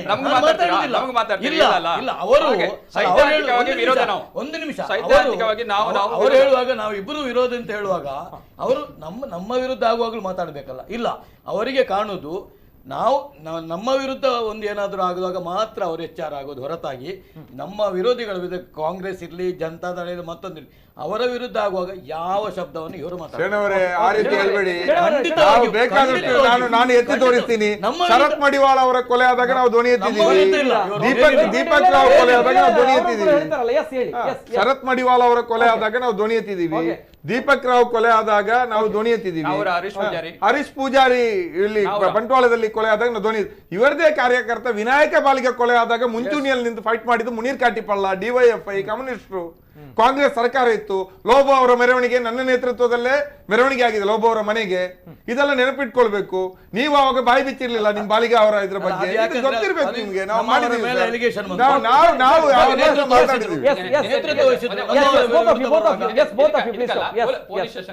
ಕಾರ್ಕಳ ಪೊಲೀಸ್ ಸ್ಟೇಷನ್ ಏನು ಮುನೀರ್ ಕಾಟಿಪಾಳ ಅವರು ಹೇಳಿದ್ರಲ್ಲ, ಅಲ್ಲಿಗೆ ಕಂಪ್ಲೇಂಟ್ ಬಂದ ಕೂಡಲೇ ಆ ಠಾಣಾಧಿಕಾರಿ ಏನ್ ಮಾಡ್ಬೇಕಿತ್ತು, ಅದನ್ನ ಸೈಬರ್ ಠಾಣೆಗೆ ವರ್ಗಾಯಿಸಬೇಕಿತ್ತು. ಆ ಕೆಲಸ ಮಾಡಿಲ್ಲ ಅವರು. ತಪ್ಪುವರ್ನ ಅಲ್ಲಿ ತಪ್ಪಿರುವಂತದ್ದು. ನಾವು ಆ ಬಗ್ಗೆ ಫೋಕಸ್ ಮಾಡಿ ಮಾತಾಡೋಣ. ಅವ್ರು ಯಾಕೆ ಅದನ್ನ ಸೈಬರ್ ಇದಕ್ಕೆ ಕೊಡ್ಲಿಲ್ಲ? ಅವರಿಗೆ ತನಿಖೆ ಮಾಡೋ ರೈಟ್ಸ್ ಯಾರು ಕೊಟ್ರು? ಏನ್ ತನಿಖೆ ಮಾಡಿದ್ದಾರೆ ಅವರು? ಅದನ್ನ ಹೇಳಲಿ ಅಲ್ಲ. ನಾವು ಅದನ್ನ ಖಂಡನೆ ಮಾಡ್ತಾ ಇರೋದು. ಅವ್ರು ಮಾಡಿರುವಂತದ್ದು ಸಂಪೂರ್ಣ ತಪ್ಪು. ಅವರು ಹೊಡೆದಿರುವಂತದ್ದು ಮಾತಾಡ್ತೇನೆ. ಕರೆಗಳಿದೆ. ಹಲೋ ಸರ್, ನಮಸ್ತೆ. ನಮಸ್ತೆ, ನಮಸ್ಕಾರ. ನಮಸ್ತೆ ನಮಸ್ತೆ, ಮಾತಾಡಿ ಸರ್. ಸರ್, ಈಗ ಮುನೀರ್ ಕಾಟಿಪಾಳ ಹೇಳಿದ ಕಾರ್ಕಳದಲ್ಲಿ ಸುನಿಲ್ ಕುಮಾರ್ ಅವರಿಗೆ ಅಭದ್ರತೆ ಕಾಣ್ತಾ ಇದೆ. ಯಾಕಂದ್ರೆ ಈ ಕಾಂಗ್ರೆಸ್ನವರ ಒಳ ಜಗಳದಿಂದ ಉದಯ್ ಕುಮಾರ್ ಶೆಟ್ರು ಮುನಿಯಾಲ್ ವಿನ್ ಆಗಿದ್ರೆ ಸುನಿಲ್ ಕುಮಾರ್ಗೆ ಪ್ರಾಬ್ಲಮ್ ಆಗ್ತಿತ್ತು. ಅದು ಈ ಕಾಂಗ್ರೆಸ್ ಏನ್ ಗೊತ್ತಾ, ಕಾಂಗ್ರೆಸ್ ನ ವೀರಪ್ಪ ಮೊಯ್ಲಿನ ಇದರಿಂದ ಸುನಿಲ್ ಕುಮಾರ್ ಈಸಿಯಾಗಿ ಅಲ್ಲಿ ವಿನ್ ಆದ್ರು. ಮತ್ತೆ ಪದ್ಮಪ್ರಸಾದ್ ಜೈನ್ಗೆ ನಾನೊಂದು ಹೇಳುದು ಸರ್, ಇಲ್ಲಿ ವಿರೋಧ ಪಕ್ಷ ನೀವು ಸ್ಟ್ರಾಂಗ್ ಆಗ್ಬೇಕು ಸರ್. ಮುನೀರ್ ಕಾಟಿಪಾಳ ನಿಮ್ಮ ಪಕ್ಷ ಕೂಡ ಸ್ಟ್ರಾಂಗ್ ಆಗ್ಬೇಕು. ಈ ಕಾಂಗ್ರೆಸ್ ಏನಾಗಿದೆ ಗೊತ್ತಾ, ಬ್ಲೇಸಿಯರ್ ಅನ್ನ ಕಂಡು ಇವರನ್ನ ಕಂಡ್ರೆ ರೈಗೆ ಆಗುದಿಲ್ಲ, ಅಬೇರನ್ನ ಕಂಡ್ರೆ ಕಾದರ್ಗೆ ಆಗುದಿಲ್ಲ. ಇವಳ ಜಗಳದಿಂದ ಇಬ್ಬರ ಜಗಳ ಮುರಣಿಗೆ ಲಾಭ. ಇದನ್ನೆಲ್ಲ ನಿಲ್ಲಿಸಿ ಸ್ಟ್ರಾಂಗ್ ಒಂದು ವಿರೋಧ ಪಕ್ಷ ಆದ್ರೆ ಎಲ್ಲ ಸರಿ ಆಗ್ತದೆ ಸರ್. ಬಿಜೆಪಿ ವಿರೋಧ ಪಕ್ಷ ಇಲ್ಲ ನಿಮ್ಮ ಒಳ ಜಗಳದಿಂದ, ಅದರ ಲಾಭವನ್ನು ಪಡ್ಕೊಳ್ತಾ ಇದ್ದಾರೆ. ಈ ಕಾರ್ಕಳದಲ್ಲಿ ಕೂಡ ಉಂಟಲ್ಲ, ಉದಯ್ ಕುಮಾರ್ ಶೆಟ್ಟರ್ಗೆ ಸೀಟ್ ಕೊಟ್ಟಿದ್ರೆ ಇವರು ಒಳ ಜಗಳದಿಂದ ಸುನಿಲ್ ಕುಮಾರ್ ಅಷ್ಟು ಬಾರಿ ಕಷ್ಟ ಇತ್ತು ಅವರಿಗೆ. ಓಕೆ, ಸರಿ ಸರ್, ಥ್ಯಾಂಕ್ ಯು. ಎಸ್, ಇನ್ನೊಂದು ಕರೆ ಇದೆ. ಹಲೋ ಸರ್, ನಮಸ್ತೆ. ಉತ್ತಮವಾದ ಸಲಹೆ ಸರ್, ನಮಸ್ತೆ. ಇನ್ನೊಂದು ಮಾತಾಡಿ ಸರ್. ನೋಡಿ, ಅವರು ಮುನೀರ್ ಕಾಟಿಪಾಳ ಇದ್ದಾರಲ್ಲ, ಅವ್ರ ಹತ್ರ ಇದು ನೇರ ಸವಾಲು. ನಮ್ಮ ಕಾರ್ಕಳ MLA-ಗೆ ಇಂಥ ಒಂದು ಸೀನ್ ಕ್ರೆಡಿಟ್ ಮಾಡಿ ಅವರಿಗೆ ಏನು ಅಂತ ಅನುಕಂಪ ಅಲೆ ತಗೊಳ್ಬೇಕಂತ ಇಲ್ಲ ನಮ್ಮ MLA-ಗೆ. ಕಾರ್ಕಳದಿಂದ ತಾವು ಮಾತಾಡ್ತಿರುವಂತದ್ದು. ಓಕೆ ಅಲ್ವಾ? ಅವರು ಈಗ 43,000 ಅಂತರದಲ್ಲಿ ಗೆದ್ದಿದ್ದಾರೆ, ಇನ್ನು 50,000 ಮೇಲೆ ಗೆಲ್ತಾರೆ. ಎಸ್ ಓಕೆ, ತಮ್ಗೆ ಶುಭಾಶಯಗಳು.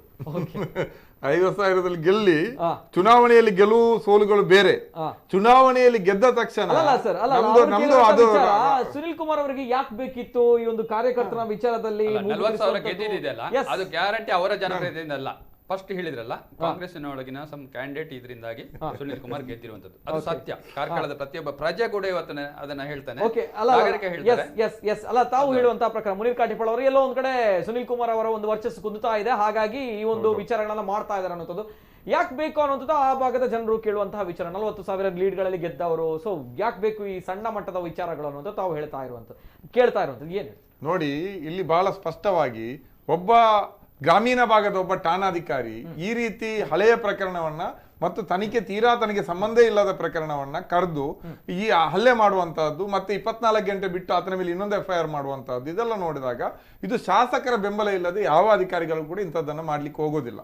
ಒಂದು ಶಾಸಕರದ ಅಥವಾ ರಾಜಕೀಯವಾಗಿ ಅಲ್ಲಿ ಯಾರು ಪ್ರಬಲವಾಗಿದ್ದಾರೆ ಅವರ ಒಂದು ಪಿತೂರಿ ಇಲ್ಲದೆ, ಹಣವಂತರ ಪಿತೂರಿ ಇಲ್ಲದೆ ಸಾಮಾನ್ಯವಾಗಿ ಇಂಥದ್ದೇನು ಪೊಲೀಸರು ಮಾಡಿ ನನ್ನ ಒಂದು ಅನುಭವ ಇದು 20 ವರ್ಷ ನಾನು ನೋಡ್ತಾ ಇದ್ದೀನಲ್ವಾ, ತುಂಬಾ ಪೊಲೀಸ್ ಠಾಣೆಗಳು, ಕೇಸುಗಳು, ದಾಳಿಗಳನ್ನೆಲ್ಲ ನೋಡಿದೀವಿ.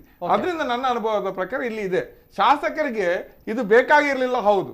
ಆದ್ರೆ ಈಗಿನ ಸಾಮಾಜಿಕ ಜಾಲತಾಣ ಇದೆಯಲ್ಲ, ಹೌದು, ನನ್ಗೆ ಚೆನ್ನಾಗಿ ಗೊತ್ತಿದೆ.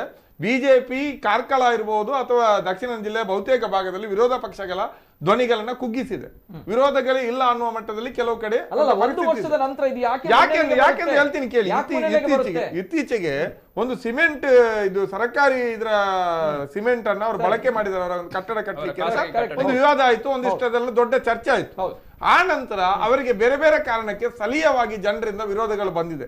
ಅಭಿವೃದ್ಧಿಗಳನ್ನ ಸರಿಯಾಗಿ ಮಾಡ್ಲಿಲ್ಲ, ಈ ರೀತಿಯಾಗಿದೆ, ಭ್ರಷ್ಟಾಚಾರಗಳು ತಾಂಡವಾಡ್ತಾ ಇದೆ, ಇನ್ನಂತದ್ದು ಮತ್ತೆ ಒಂದು ಸೋಷಿಯಲ್ ಇವುಗಳೆಲ್ಲ ಜಾತಿ ಅದು ಇನ್ನೊಂದೆಲ್ಲ ಬಂದು ಅವರಿಗೆ ಒಂದಿಷ್ಟು ಆತಂಕ ಕಾಡಿದೆ. ನನ್ನ ಜನಪ್ರಿಯತೆ ಕುಗ್ತಾ ಇದೆ ಅಂತ. ಒಬ್ಬ ಈಗ ಸುನಿಲ್ ಕುಮಾರ್ ಕೇವಲ ಒಬ್ಬ ಶಾಸಕನಾಗಿ ಮಾತ್ರ ಇರ್ಲಿಕ್ಕೆ ಬಯಸುವಂತ ಒಬ್ಬ ರಾಜಕಾರಣಿ ಅಲ್ಲ. ಅವ್ರಿಗೊಂದು ಮಹತ್ವಾಕಾಂಕ್ಷೆ ಇದೆ, ಅವರಿಗೆ ಆ ಪರ್ಸನಾಲಿಟಿ ಇದೆ. ಅದರಿಂದಾಗಿ ತನ್ನ ಈ ಜನಪ್ರಿಯತೆಗೆ ಪೆಟ್ಟು ಬೀಳುವಾಗ ಮತ್ತು ಎಲ್ಲೋ ಒಂದಿಷ್ಟು ವಿರೋಧದ ಧ್ವನಿಗಳು ಬರುವ ಸಹಜವಾಗಿ ಅವರಿಗೆ ಆತಂಕ ಆಗ್ತದೆ. ಆತಂಕವನ್ನ ಹತ್ತಿಕ್ಲಿಕ್ಕೆ ಅಂದ್ರೆ ಸೋಷಿಯಲ್ ಮೀಡಿಯಾದಲ್ಲಿ ಇದೇ ರಾಧಾಕೃಷ್ಣ ಹಿರ್ಗಾಣ ಅವರದೊಂದು ತಂಡ, ಕಾಂಗ್ರೆಸ್ ಕಾರ್ಯಕರ್ತರ ತಂಡ ಬಹಳ ಪ್ರಬಲವಾಗಿ ಅವರ ವಿರುದ್ಧ, ನಾನು ಬಹಳ ಸ್ಪಷ್ಟವಾಗಿ ಹೇಳ್ತೀನಿ, ಕಾಂಗ್ರೆಸ್ನ ಕಾರ್ಕಳ ನಾಯಕರು ಅಥವಾ ಉಡುಪಿ ಜಿಲ್ಲೆಯ ನಾಯಕರು ಮೌನವಾಗಿದ್ದು ಕೂಡ ಈ ಕಾರ್ಯಕರ್ತರ ತಂಡ ಸಾಮಾಜಿಕ ಜಾಲತಾಣದಲ್ಲಿ ಸುನಿಲ್ ಕುಮಾರ್ ವಿರುದ್ಧ ದೊಡ್ಡ ಸಮರವನ್ನೇ ಸಾರಿದ್ರು. ಅವರು ನನ್ನ ಹತ್ರ ಅಲ್ಲಿ ಈ ಹುಡುಗರ ಟೀಮ್, ಅವರ ಹೆಸರಲ್ಲೇ ಹೇಳಲ್ಲ, ಅವರದೆಲ್ಲ ಟೀಮು ನನ್ನ ಹತ್ರ ಒಂದ್ಸಲ ಸಿಕ್ಕಿದಾಗ ಮಾತಾಡುವಾಗ ಈ ಟೀಮ್ ನವರು ಹೇಳಿದ್ದಾರೆ, ಸರ್ ನಮ್ಮ ಪಕ್ಷದವರು ನಾವು ಕೆಲಸಕ್ಕೆ ಸಪೋರ್ಟ್ ಮಾಡಿದ್ರೆ ರಿಸಲ್ಟ್ ಎಲ್ಲೋ ಇರ್ತಿತ್ತು ಸರ್, ಸಿಮೆಂಟ್ ವಿಷಯದಲ್ಲಿ ಇನ್ನೊಂದು ವಿಷಯದಲ್ಲಿ ಅಂತ. ಅದರಿಂದಾಗಿ ಈ ತಂಡದ ಬಾಯಿ ಮುಚ್ಚಿಸ್ಲಿಕ್ಕಾಗಿ ಹಳೆಯ ಪ್ರಕರಣವನ್ನ ಶಾಸಕ ಸುನಿಲ್ ಕುಮಾರ್ ಅವರು ಅಥವಾ ಅಲ್ಲಿಯ ಬಿಜೆಪಿ ನಾಯಕತ್ವ ಇದನ್ನು ಬಳಸ್ಕೊಂಡಿದೆ. ರಾಧಾಕೃಷ್ಣರವರನ್ನ ಹಣಿಯುವ ಮೂಲಕ ಈ ಇಡೀ ಕಾರ್ಯಕರ್ತರ ಏನು ವಿರೋಧ ಧ್ವನಿ ಏನಿದೆ ತಲೆಮಟ್ಟದ್ದು ಅದನ್ನು ಇಲ್ಲದಾಗಿಸುವಂತ ಪ್ರಯತ್ನ. ಯಾಕಂದ್ರೆ ಹೇಳಿದ್ರ 42,000 ಗೆದ್ದಿದ್ದಾರೆ, 50,000 ಗೆಲ್ತಾರೆ ಅಂತ. ಆ ರೀತಿ ಗೆಲ್ತಾ ವಿಜಯ ಯಾತ್ರೆಯನ್ನು ಮುಂದುವರಿಸಬೇಕು ಅಂತಾದ್ರೆ ವಿರೋಧದ ಧ್ವನಿಗಳನ್ನ ತಲೆಮಟ್ಟದಲ್ಲಿ ಇಲ್ಲವಾಗಿಸುವಂತ ಒಂದು ಸಾಹಸವನ್ನ ಮಾಡಬೇಕಿದ್ದು, ಅದರ ಭಾಗವಾಗಿ ಇದು ಮಾಡಿದ್ದಾರೆ. ಮಾತ್ರ ಇದು ಖಂಡಿತ ಉಲ್ಟಾ ಹೊಡಿತದೆ. ನಾನು ಒಂದು ಹೇಳಲಿಕ್ಕೆ ಬಯಸೋದೇನಂದ್ರೆ, ನಿನ್ನೆಯಿಂದ ನಾನು ಸಾಮಾಜಿಕ ಜಾಲತಾಣದಲ್ಲಿ ನೋಡ್ತಾ ಇದ್ದೀನಿ, ಎಷ್ಟೋ ಕಡೆಯಲ್ಲಿ ಜನರಿಗೆ ಗೊತ್ತೇ ಇಲ್ಲ ಈ ಪ್ರಕರಣ. ಅಲ್ಲಿಯೂ ಕೂಡ ಈ ಸ್ಕ್ರೀನ್ ಶಾಟ್ ಗಳನ್ನು ಇಟ್ಕೊಂಡು ಬೇರೆ ಬೇರೆ ಟ್ರೋಲ್ ಪೇಜ್ಗಳಲ್ಲಿ, ಸೋಷಿಯಲ್ ಮೀಡಿಯಾಗಳಲ್ಲಿ ರಾಧಾಕೃಷ್ಣ ಹಿರ್ಗಾಣವೇ ಈ ಪೋಸ್ಟ್ ಅನ್ನು ಕ್ರಿಯೇಟ್ ಮಾಡಿದ್ದಾರೆ ಅನ್ನೋ ರೀತಿಯಲ್ಲಿ ಬಿಂಬಿಸ್ತಾ ಇದ್ದಾರೆ. ಇದೆಷ್ಟು ಅಪಾಯಕಾರಿ ಅಂತ ನಾನು ಆವಾಗಲೇ ಹೇಳಿದೆ. ಒಬ್ಬನನ್ನ ದೇಶದ್ರೋಹಿ ಅಂತ ಬಿಂಬಿಸೋದು, ಆತನ ಪ್ರಾಣವನ್ನು ಅಪಾಯ ವಿಚಾರ ಅಲ್ಲ, ತಮಾಷೆ ವಿಷಯ ಅಲ್ಲ, ಅದನ್ನೇ ಎಷ್ಟು ಅಪಾಯ ಇದು ಅಂತ. ಅಪಾಯ ಟ್ರೋಲ್ ಪೇಜ್ಗಳು ಹಾಕ್ತಾ ಇದ್ದಾರೆ ಅಂತ ನಾನು ಕೂಡ ಗಮನಿಸಿದ್ದೇನೆ. ಹೌದಾ, ಇಸ್ ಇಟ್ ಪಾಸಿಬಲ್ ನೋಡುವಾಗ ಬಿಸಿ ಆಗ್ತದೆ. ಒಂದು ಮುನೀರ್ ಕಾಟೇಪಾಳ್ ಜೊತೆಗೆ ಶೆಣೆ ಅವರೇ, ತಮ್ಮ ಮುಖಕ್ಕೂ ಕೂಡ ಮಸಿ ಬಳಿಯುವಂತಹ ಕೆಲಸ. ಯಾಕಂದ್ರೆ ತಮ್ಮ ಪಕ್ಷ ಆಡಳಿತದಲ್ಲಿರುವಂತದ್ದು, ತಮ್ಮ ಪಕ್ಷದಲ್ಲಿ ಈ ರೀತಿ ರಾಜರೋಷವಾಗಿ ಜನರು ಈ ರೀತಿ ಬರೀತಾರೆ ಅಂತ ಬಂದಾಗ ತಾವುಗಳು ಏನು ಮೇಯಿಸ್ತಾ ಇದ್ದೀರಾ, ಏನ್ ಕತೆ ಕಾಯ್ತಾ ಇದ್ದೀರಾ ಅಂತ ಜನರು ಕೇಳ್ತಾರೆ. ಜೋಕ್ ಅಲ್ಲ ಸರ್, ಇದು ಜೋಕ್ ಅಲ್ಲ. ದೇಶದ ಯೋಧರ ಬಗ್ಗೆ ಬರ್ತಿರುವಂತದ್ದು. ಯಾಕೆ ತಾವುಗಳು ಸೀರಿಯಸ್ ಆಗಿಲ್ಲ? ನಿಜವಾಗಿರುವಂತಹ ಯಾರು ಇದ್ದಾರೆ ಅವರನ್ನ ಯಾಕೆ ತಾವುಗಳು ಖಂಡಿತವಾಗಿ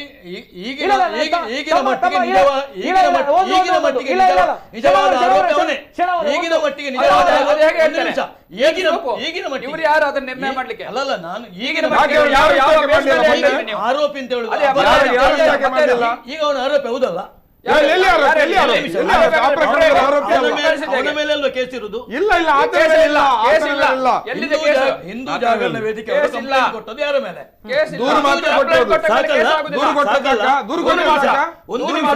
ಒಂದು ನಿಮಿಷ ದೂರು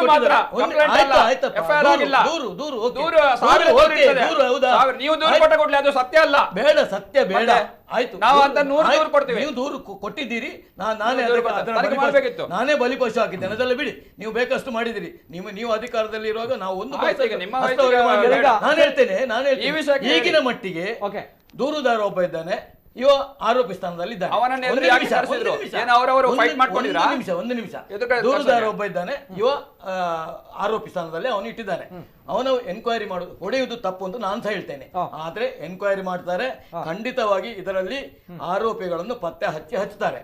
ಖಂಡಿತ ಯಾವಾಗ ಅಲ್ಲ ಯಾವಾಗ ಅಂತ ಯಾವಾಗ? ಹೇಳಿದ್ರೆ, ಈಗ ನಾವು ಹಿಡಿದು ನೀವು ದುಬೈಯಲ್ಲಿ ಯಾವಾಗ? ಹೇಳ್ತೀರಲ್ಲ ಹರೀಶ್ ಪೂಜಾರಿ ಇದ್ದು, ಅದು ಎಷ್ಟು ಸಮಯ ಅಲ್ಲಿ ಆಯ್ತು? ಅಲ್ಲಿ ಕೂಡ ಎಷ್ಟು ಸಮಯ ಆಯ್ತು? ಎಷ್ಟು ಟೈಮ್ ಆಯ್ತು? ಎಷ್ಟೋ ಸಮಯ.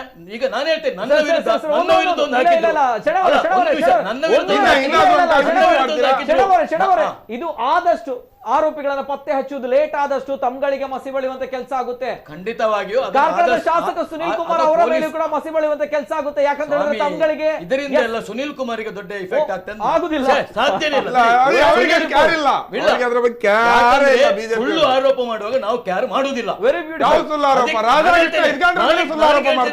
ಅಭಿವೃದ್ಧಿಯ ಹರಿಕಾರ ಯಾರು ಜಾತಿ ಮತ್ತೊಂದು ಪುನಃ ಬರ್ತದಲ್ಲ, ಯಾರು ಸುನೀಲ್ ಕುಮಾರ್. ನೀವು ಇವರು ಹೇಳ್ತಾರೆ ಬೆಂಡೆ ನಡ್ತಾರೆ ಮತ್ತೊಂದು ನಡ್ತಾರೆ, ಅದೊಂದು ಕೃಷಿಗೆ ಪ್ರೋತ್ಸಾಹ ಲೆಕ್ಕ ಮತ್ತೆ ನೀವು ಬೆಂಡೆ ನಡ್ತಾರೆ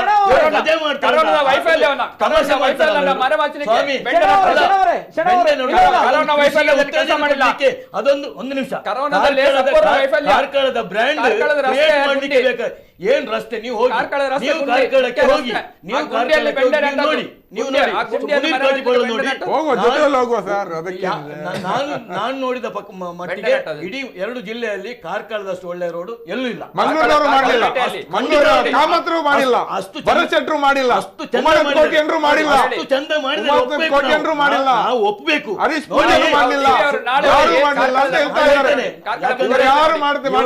ಇವರೆಲ್ಲ ಫಸ್ಟ್ ಅವರಿಗೆ ಖಂಡಿತವಾಗಿ ಅನುಭವ ಇದೆ.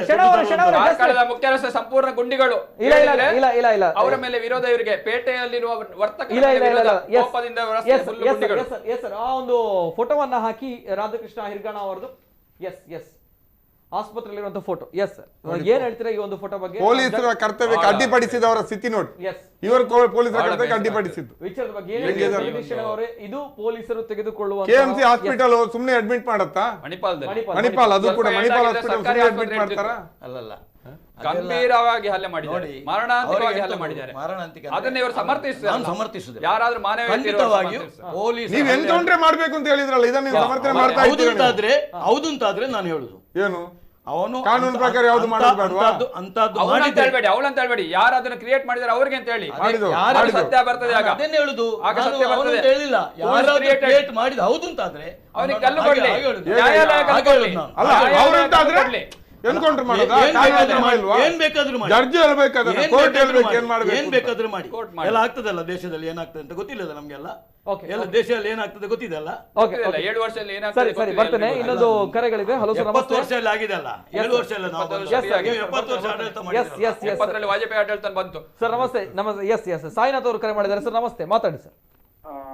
ಮುನೀರ್ ಕಾಟಿಪಳ್ಳ ಅವರಿಗೆ ನನ್ನ ಒಂದು ಅಭಿಮಾನ. ನಾನು ಸಂಘದಿಂದ ಮತ್ತೆ ಜನಸಂಘದಿಂದ ಬಂದು ಬಿಜೆಪಿಯ ದೊಡ್ಡ ಒಂದು ಕಾರ್ಯಕರ್ತ. ಹೆಸರು ಸರ್? ಆದ್ರೆ ನೀವು ಮಾಡಿದ ಕೆಲಸ ಉಂಟಲ್ಲ, ಯಾರೇ ಆಗ್ಲಿ, ಹಿಂದೂ ಆಗ್ಲಿ ಮುಸ್ಲಿಂ ಆಗ್ಲಿ ಕ್ರೈಸ್ತರ ಆಗ್ಲಿ, ಸತ್ತವರನ್ನು ಅಲ್ಲಾದ್ರೂ ಕೊಂದವರನ್ನು ನೀವು ಅದನ್ನು ಪ್ರತಿಭಟಿಸಿದ್ದು ನಾನು ನೋಡಿದ್ದೇನೆ. ನನ್ನ ಒಂದು ಅಭಿಮಾನ. ಮತ್ತು ನಮ್ಮ ಆತ್ಮೀಯವರು ಒಂದು ಮಾತು ಹೇಳಿದ್ರು, ಜಗದೀಶ್ ಇವರು, ಎನ್ಕೌಂಟರ್ ಅದು ಮತ್ತು 40,000ದಲ್ಲಿ ವಿನ್ ಆದ್ರು, ಈ ಸೋಲು ಗೆಲುವು ಯಾರ್ದಿದ್ದದೆ ಅದು ನಮ್ಮ ತಪ್ಪು. ಮತ್ತೆ ನಮ್ಮ ಕಾಂಗ್ರೆಸ್ನವರಿಗೆ ಒಂದು ಹೇಳುದಂತ ಅಂತ ಹೇಳಿದ್ರೆ, ನಿಮ್ಮಿಂದ ಆದ ಕೆಲಸ ನಮ್ಮಿಂದ ಆಗುದಿಲ್ಲ.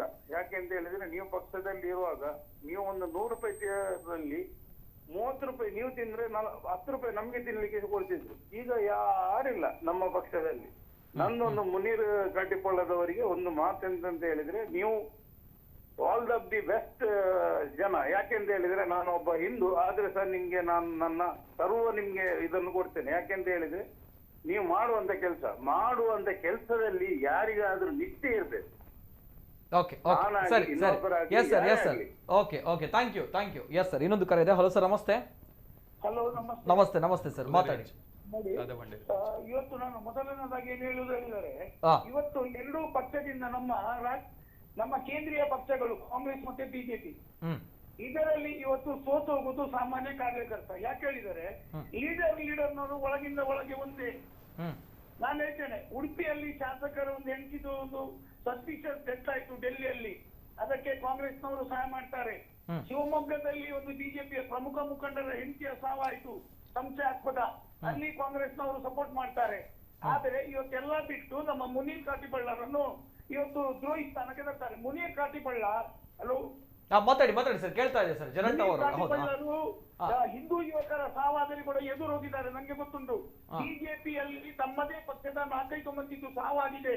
ವಿನಾಯಕ ಬಾಳಿಗ ಒಂದು, ಮೊನ್ನೆ ಕುಂದಾಪುರದಲ್ಲಿ ಒಂದಾಯ್ತು, ಚಿತ್ತಕಟ್ಟೆಯಲ್ಲಿ ಆವತ್ತೊಂದು ಹೊಡೆದರು, ಮುಸ್ಲಿಂ ಯುವಕನಿಗೆ ಅಂತ ಹೇಳಿ ಹೊಡೆದದ್ದು, ಅದು ಪೂಜಾರಿ ಒಬ್ಬ ಯುವಕ ತೀರಿಯೋದ. ಹೀಗೆ ಇಷ್ಟು ಘಟನೆಗಳಾಗುವಾಗ ಮಾತಾಡಿದ್ದು ನಮ್ಮ ಮುನೀರ್ ಕಾಟಿಪಳ್ಳ ಎದುರು ಬಂದು ಪ್ರತಿಭಟನೆ ಎಲ್ಲ ಮಾಡಿ. ಈಗ ನಾನು ಹೇಳುದು ಇಲ್ಲಿ ತಪ್ಪು ಯಾರು ಅಂತ ಹೇಳಿದ್ರೆ ಪೊಲೀಸ್ನವ್ರದ್ದು. 1 ವರ್ಷದ ಮೊದಲು ಆದ ಈ ಘಟನೆಯ ಅದರ ಇನ್ವೆಸ್ಟಿಗೇಷನ್ ಅದರ ಮೂಲವನ್ನು ಪೊಲೀಸ್ನವರು ಯಾಕೆ ಅದನ್ನು ಇನ್ವೆಸ್ಟಿಗೇಟ್ ಮಾಡ್ಲಿಲ್ಲ? ಒಂದು ಸೈಬರ್ ಕ್ರೈಮ್ ಇನ್ವೆಸ್ಟಿಗೇಟ್ ಮಾಡ್ಲಿಕ್ಕೆ 1-2 ತಿಂಗಳಿನ ಅವಧಿ. ಕೊಲೆ ಕೇಸಲ್ಲಿ ಆದರೆ ವಿದೇಶದಲ್ಲಿ ಓಡಿದರೆ 6-8 ತಿಂಗಳು 1 ವರ್ಷ ಬೇಕಾಗ್ತದೆ ಹಿಡ್ಕೊಂಡು ಬರ್ಲಿಕ್ಕೆ. ಆದರೆ ಕಾರ್ಕಳದ ಪೊಲೀಸ್ನವರಿಗೆ ಇದು ನಕಲಿ ಅಂತೇಳಿ ಫೈಂಡ್ ಔಟ್ ಮಾಡ್ಲಿಕ್ಕೆ, ಅದನ್ನು ಕಂಡು ಹುಡುಕ್ಲಿಕ್ಕೆ ಯಾಕೆ ಕಷ್ಟ ಆಯ್ತು? ಬಿಜೆಪಿ ಅವರಿಗೆ ನಾನು ಇವತ್ತು ಹೇಳ್ತಾ ಇದ್ದೇನೆ, ಪ್ರತಿ ಮಾತಿಗೆ ಎನ್ಕೌಂಟರ್ ಮತ್ತೆ ಆಂಟಿ ನ್ಯಾಷನಲ್ ಮತ್ತೆ ಮಿಲಿಟರಿ ಬಗ್ಗೆ ಮಾತಾಡ್ತಾರೆ. ನಾನು ಇವತ್ತು ಹೇಳ್ತೇನೆ, 70 ವರ್ಷ ಬೇರೆ ಪಕ್ಷಗಳು ಆಳ್ವಿಕೆ ಮಾಡಿವೆ, ಆಗ ನಮ್ಮ ದೇಶದಲ್ಲಿ ಮಿಲಿಟರಿ ಇರ್ಲಿಲ್ವಾ? ಮಾತ್ರ ನಮ್ಮ ದೇಶಕ್ಕೆ ಮಿಲಿಟರಿ ಬಂದದ್ದ? Yes sir, thank you sir. ಇದು ಸಾಮಾಜಿಕ ಕಾರ್ಯಕರ್ತರು ಜೆರಾಲ್ಟ್ ಅವರ ಮಾತುಗಳು.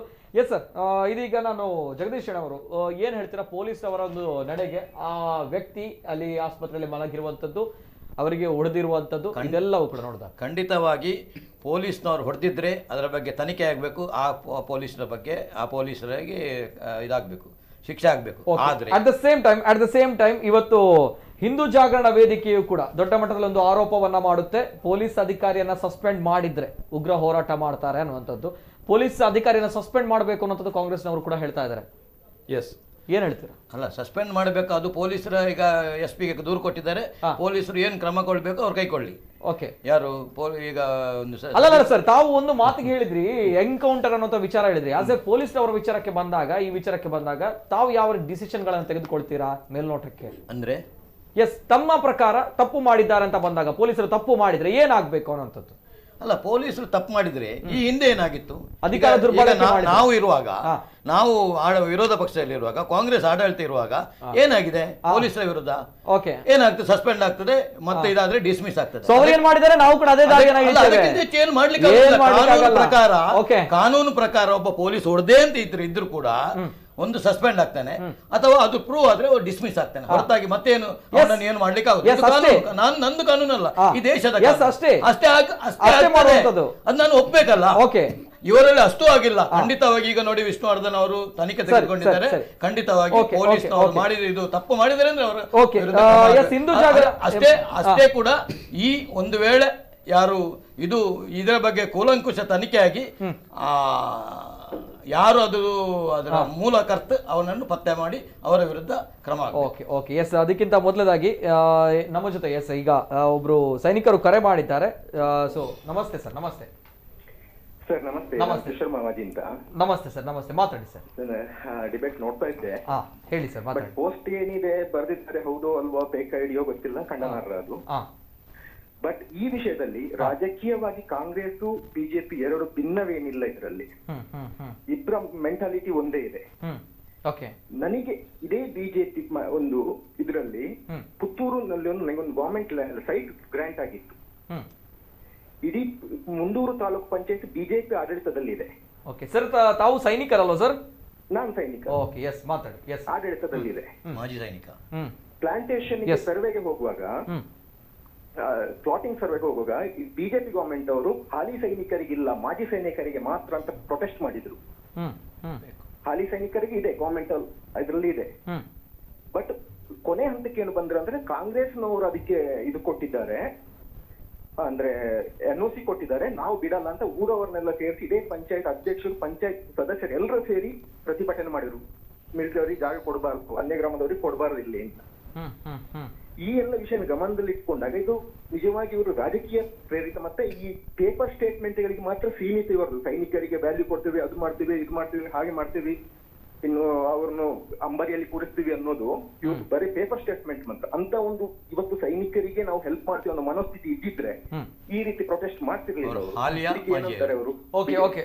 ಕಾಂಗ್ರೆಸ್ ಹೋಗ್ತಾರಾಗ್ಲಿ. ಓಕೆ ಸರ್, ತಾವು ಮಾಜಿ ಸೈನಿಕರ ಅಥವಾ ಹಾಲಿ ಸೈನಿಕರ ಅಂತ? ನಾನು ಹಾಲಿ ಸೈನಿಕ. ಹಾಲಿ ಸೈನಿಕ.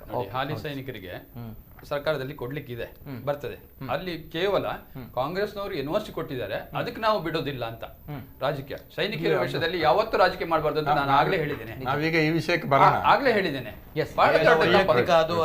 ವೈಯಕ್ತಿಕ ಬರೋದಿಲ್ಲ. ಸೈನಿಕರಿಗೆ ಟಾಯ್ಲೆಟ್ ಹತ್ರ ಕೂತ್ಕೊಂಡವರಿಗೆ ವಿಮಾನ ಒಂದಲ್ಲ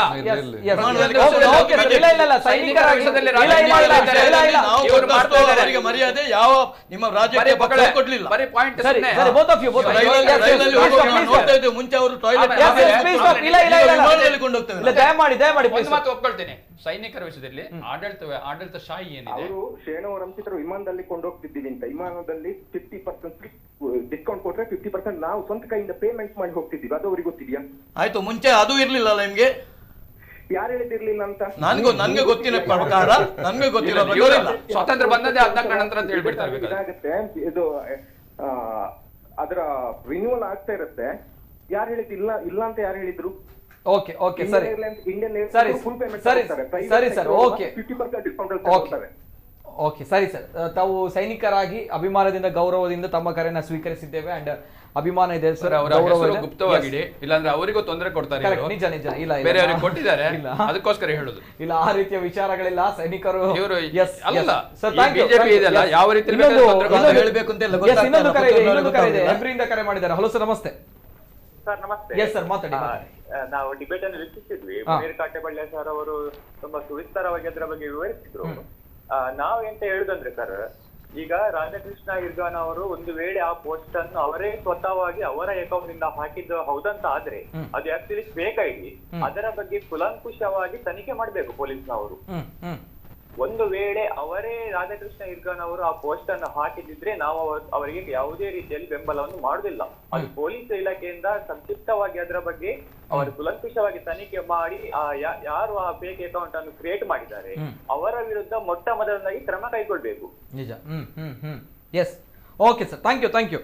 ಎಸ್, ರಾಧಾಕೃಷ್ಣ ಹಿರ್ಗಾನ್ ಹೇಗೆ ಅನ್ನುವಂತ ಪ್ರಶ್ನೆ ಬರುತ್ತೆ ಸರ್. ತಮ್ಮ ಕಾರ್ಯಕರ್ತ ಹೇಗೆ ವ್ಯಕ್ತಿಯೊಬ್ಬ ಸಾಮಾನ್ಯ ವ್ಯಕ್ತಿ, ಅವನು ಪ್ರೊಫೆಷನಲ್ ಕ್ರಿಮಿನಲ್ ಅನ್ನುವಂತಹ ವಿಚಾರ ರಾಧಾಕೃಷ್ಣ ಹಿರ್ಗಾನ್. ಎಸ್, ಹಿಂದೂ ಜಾಗರಣ ವೇದಿಕೆ ಇವತ್ತು ಹೇಳಿರುವಂತಹ ವಿಚಾರ.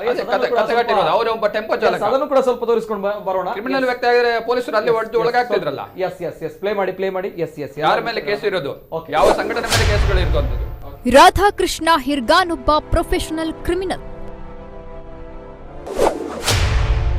ಪೊಲೀಸ್ ಅಧಿಕಾರಿಯನ್ನ ಸಸ್ಪೆಂಡ್ ಮಾಡಿದ್ರೆ ಉಗ್ರ ಹೋರಾಟ. ರಾಧಾಕೃಷ್ಣ ಹಿರ್ಗಾನ್ ಒಬ್ಬ ಪ್ರೊಫೆಷನಲ್ ಕ್ರಿಮಿನಲ್. ಆತನ ವಿರುದ್ಧ ಇನ್ನೂ 3-4 ಪ್ರಕರಣಗಳು ಇವೆ. ರಾಜಕೀಯ ಒತ್ತಡಕ್ಕೆ ಮಣಿದು ಪೊಲೀಸ್ ಅಧಿಕಾರಿಯನ್ನ ಸಸ್ಪೆಂಡ್ ಮಾಡಿದ್ರೆ ಹಿಂದೂ ಜಾಗರಣ ವೇದಿಕೆ ದೊಡ್ಡ ಮಟ್ಟದ ಪ್ರತಿಭಟನೆ ಮಾಡಲಿದೆ ಅಂತ ಹಿಂದೂ ಜಾಗರಣ ವೇದಿಕೆ ಮಂಗಳೂರು ವಿಭಾಗದ ಪ್ರಧಾನ ಕಾರ್ಯದರ್ಶಿ ಪ್ರಕಾಶ್ ಕುಕ್ಕೆಹಳ್ಳಿ ಎಚ್ಚರಿಕೆಯನ್ನ ನೀಡಿದ್ದಾರೆ. ಉಡುಪಿ ಪ್ರೆಸ್ ಕ್ಲಬ್ನಲ್ಲಿ ನಡೆದ ಪತ್ರಿಕಾಗೋಷ್ಠಿಯಲ್ಲಿ ಮಾತನಾಡಿ, ರಾಜ್ಯ ಮಟ್ಟದ ಒತ್ತಡಕ್ಕೆ ಮಣಿದು ಪ್ರಾಮಾಣಿಕ ಪೊಲೀಸ್ ಅಧಿಕಾರಿಯನ್ನ ಸಸ್ಪೆಂಡ್ ಮಾಡುವ ಕುರಿತು ಕೂಡ ಸರ್ಕಾರದ ಮಟ್ಟದಲ್ಲಿ ಚರ್ಚೆ ಆಗ್ತಾ ಇದೆ. ಪೊಲೀಸ್ ಮತ್ತು ಸೈನಿಕರ ಆತ್ಮಸ್ಥೈರ್ಯವನ್ನ ಕುಗ್ಗಿಸುವ ಪ್ರಯತ್ನ ಅಂತಾರಾಷ್ಟ್ರೀಯ ಮಟ್ಟದಲ್ಲಿ ನಡೀತಾ ಇದೆ. ಅದರ ಭಾಗವಾಗಿ ಕಾರ್ಕಳದ ಘಟನೆ ನಡೆದಿದೆ ಅಂತ ಆರೋಪಿಸಿದ್ರು. ಕಾಂಗ್ರೆಸ್ ಒತ್ತಡಕ್ಕೆ ಮಣಿದು ಕಾರ್ಕಳ ಪೊಲೀಸ್ ಇನ್ಸ್ಪೆಕ್ಟರ್ ಅವರನ್ನ ಅಮಾನತು ಮಾಡುವ ಕೆಲಸಗಳು ಆಗ್ತಾ ಇದೆ. ಕಾಂಗ್ರೆಸ್ ರಾಧಾಕೃಷ್ಣ ಪರವಾಗಿ ನೀಡಿದ ಹೇಳಿಕೆ ಅಚ್ಚರಿ ತರುವಂತದ್ದಲ್ಲ. ಪಾಕಿಸ್ತಾನವನ್ನ ಬೆಂಬಲಿಸೋದು ಕಾಂಗ್ರೆಸ್ನ ಹಳೆಯ ಚಾಳಿ ಅಂತ ಆರೋಪಿಸಿದ್ರು. ಈ ವೇಳೆ ಪತ್ರಿಕಾಗೋಷ್ಠಿಯಲ್ಲಿ ಜಾಗರಣ ವೇದಿಕೆಯ ಮುಖಂಡರಾದ ರಾಜೇಶ್ ಉಚ್ಚಿಲ, ಪ್ರವೀಣ್ ಹಿರೇಮಠ, ರಿಕೇಶ್ ಪಾಲನ್, ಮಹೇಶ್ ಬೈಲೂರು ಮೊದಲಾದವರು ಉಪಸ್ಥಿತರಿದ್ದರು.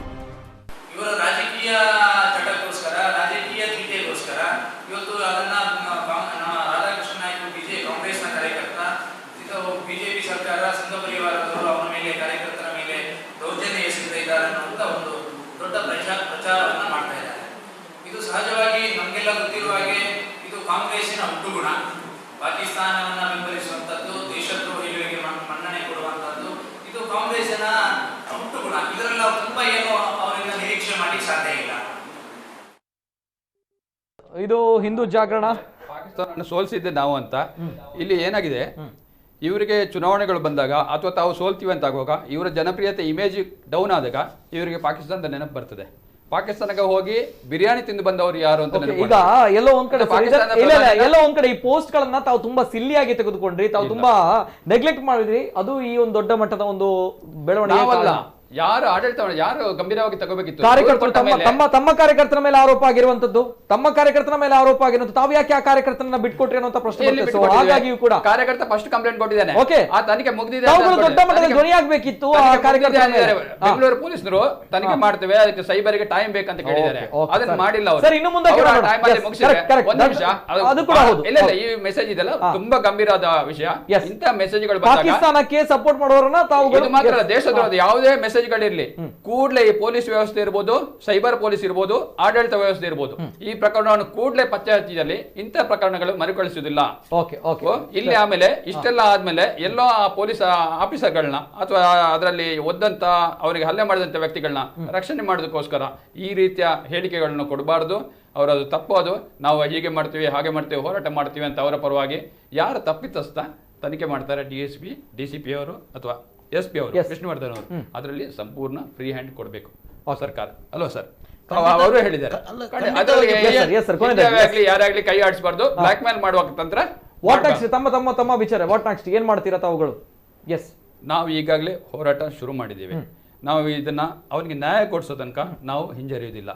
ನಾವು ಇಂಥದೇ ಅಧಿಕಾರಿ, ಯಾರ ಅಧಿಕಾರಿ ತನಿಖೆ ಆಗಲಿ, ಯಾರು ಅದರಲ್ಲಿ ಹಲ್ಲೆಯಲ್ಲಿ ಭಾಗಿಯಾಗಿದ್ದಾರೆ, ಆಮೇಲೆ ಈ ಪ್ರಕರಣ ತಿರ್ಗಾ ಮರಳಿ ಬರುವುದರಲ್ಲಿ ಆ ಸುಳ್ಳು ದೂರು ಕೊಡೋದಾಗ್ಲಿ, ಅವನ್ನ ತರಿಸೋದಾಗ್ಲಿ, ಅವ್ರು ಬಂದು ಎದುರು ಕೂತ್ಕೊಂಡು ಪೊಲೀಸ್ ಹತ್ರ ಹೊಡಿಸೋದಾಗ್ಲಿ, ಇಂಥದ್ದೆಲ್ಲ ನಿಲ್ಬೇಕು. ಈ ಜಿಲ್ಲೆಯಲ್ಲಿ 2 ಜಿಲ್ಲೆಯಲ್ಲಿ ನಿಲ್ಬೇಕು. ಪೊಲೀಸ್ ಮುಖಾಂತರ ಬಿಜೆಪಿ ಅವರು ನಡೆಸ್ತಾ ಇದ್ದಾರೆ, ಹಲ್ಲೆಗಳು ನಡೆಸ್ತಾ ಇದ್ದಾರೆ, ಅರೆಸ್ಟ್ ಮಾಡಿಸುವಂತದ್ದು ಸುಳ್ಳು ದೂರುಗಳ ಮುಖಾಂತರ, ಇದು ಸಂಪೂರ್ಣ ನಿಲ್ಬೇಕು. ಎಸ್ ಸರ್, ಕೊನೆಯದಾಗಿ ಜಗದೀಶ್ ಅವರು. ಎಸ್, ಖಂಡಿತವಾಗಿ ಇದರಲ್ಲಿ ಆರೋಪಿಗಳ ಪತ್ತೆ ಆಗಬೇಕು. ಯಾರು ಇಷ್ಟು ಒಂದು ಗಂಭೀರವಾದ ಆರೋಪಗಳನ್ನು, ಹೇಳಿಕೆಗಳನ್ನು ಸೈನ್ಯದ ವಿರುದ್ಧ ಕೊಟ್ಟಿದ್ದಾರೆ, ಅದರ ಬಗ್ಗೆ ತನಿಖೆ ಆಗಬೇಕು. ಮತ್ತು ಈ ಕಾಂಗ್ರೆಸ್ನವರು ಅದರಲ್ಲಿ ರಾಜಕೀಯ ಮಾಡೋದನ್ನು ನಿಲ್ಲಿಸಬೇಕು. ಓಕೆ, ಎಸ್, ನೈಜ ಆರೋಪಿಯ ಪತ್ತೆ ಆಗ್ಬೇಕು. ಯಾರು ಪತ್ತೆ ಮಾಡ್ಬೇಕು ಸರ್? ಪೊಲೀಸ್ನವರು ಪತ್ತೆ ಮಾಡ್ಬೇಕು ಅಂತ ಹೇಳಿದ್ರೆ ಯಾರು ಶಕ್ತಿಯನ್ನ ಕೊಡಬೇಕು ಅವರಿಗೆ? ಅಲ್ಲ, ಖಂಡಿತ ಆಡಳಿತ ಪಕ್ಷ ಖಂಡಿತವಾಗಿ ಕೊಡ್ತದೆ. ಫ್ರೀ ಹ್ಯಾಂಡ್ ಕೊಡ್ತದೆ. ನಮ್ದು ಯಾವುದೇ ಅದರಲ್ಲಿ ಸಮಯ ಮಿತಿ ಮಾಡಿಸ್ತೀರಿ. ಖಂಡಿತವಾಗಿ ನಮ್ದು ಯಾವುದೇ ಹ್ಯಾಂಡ್ ಇಲ್ಲ ಅದರಲ್ಲಿ ಅವನನ್ನು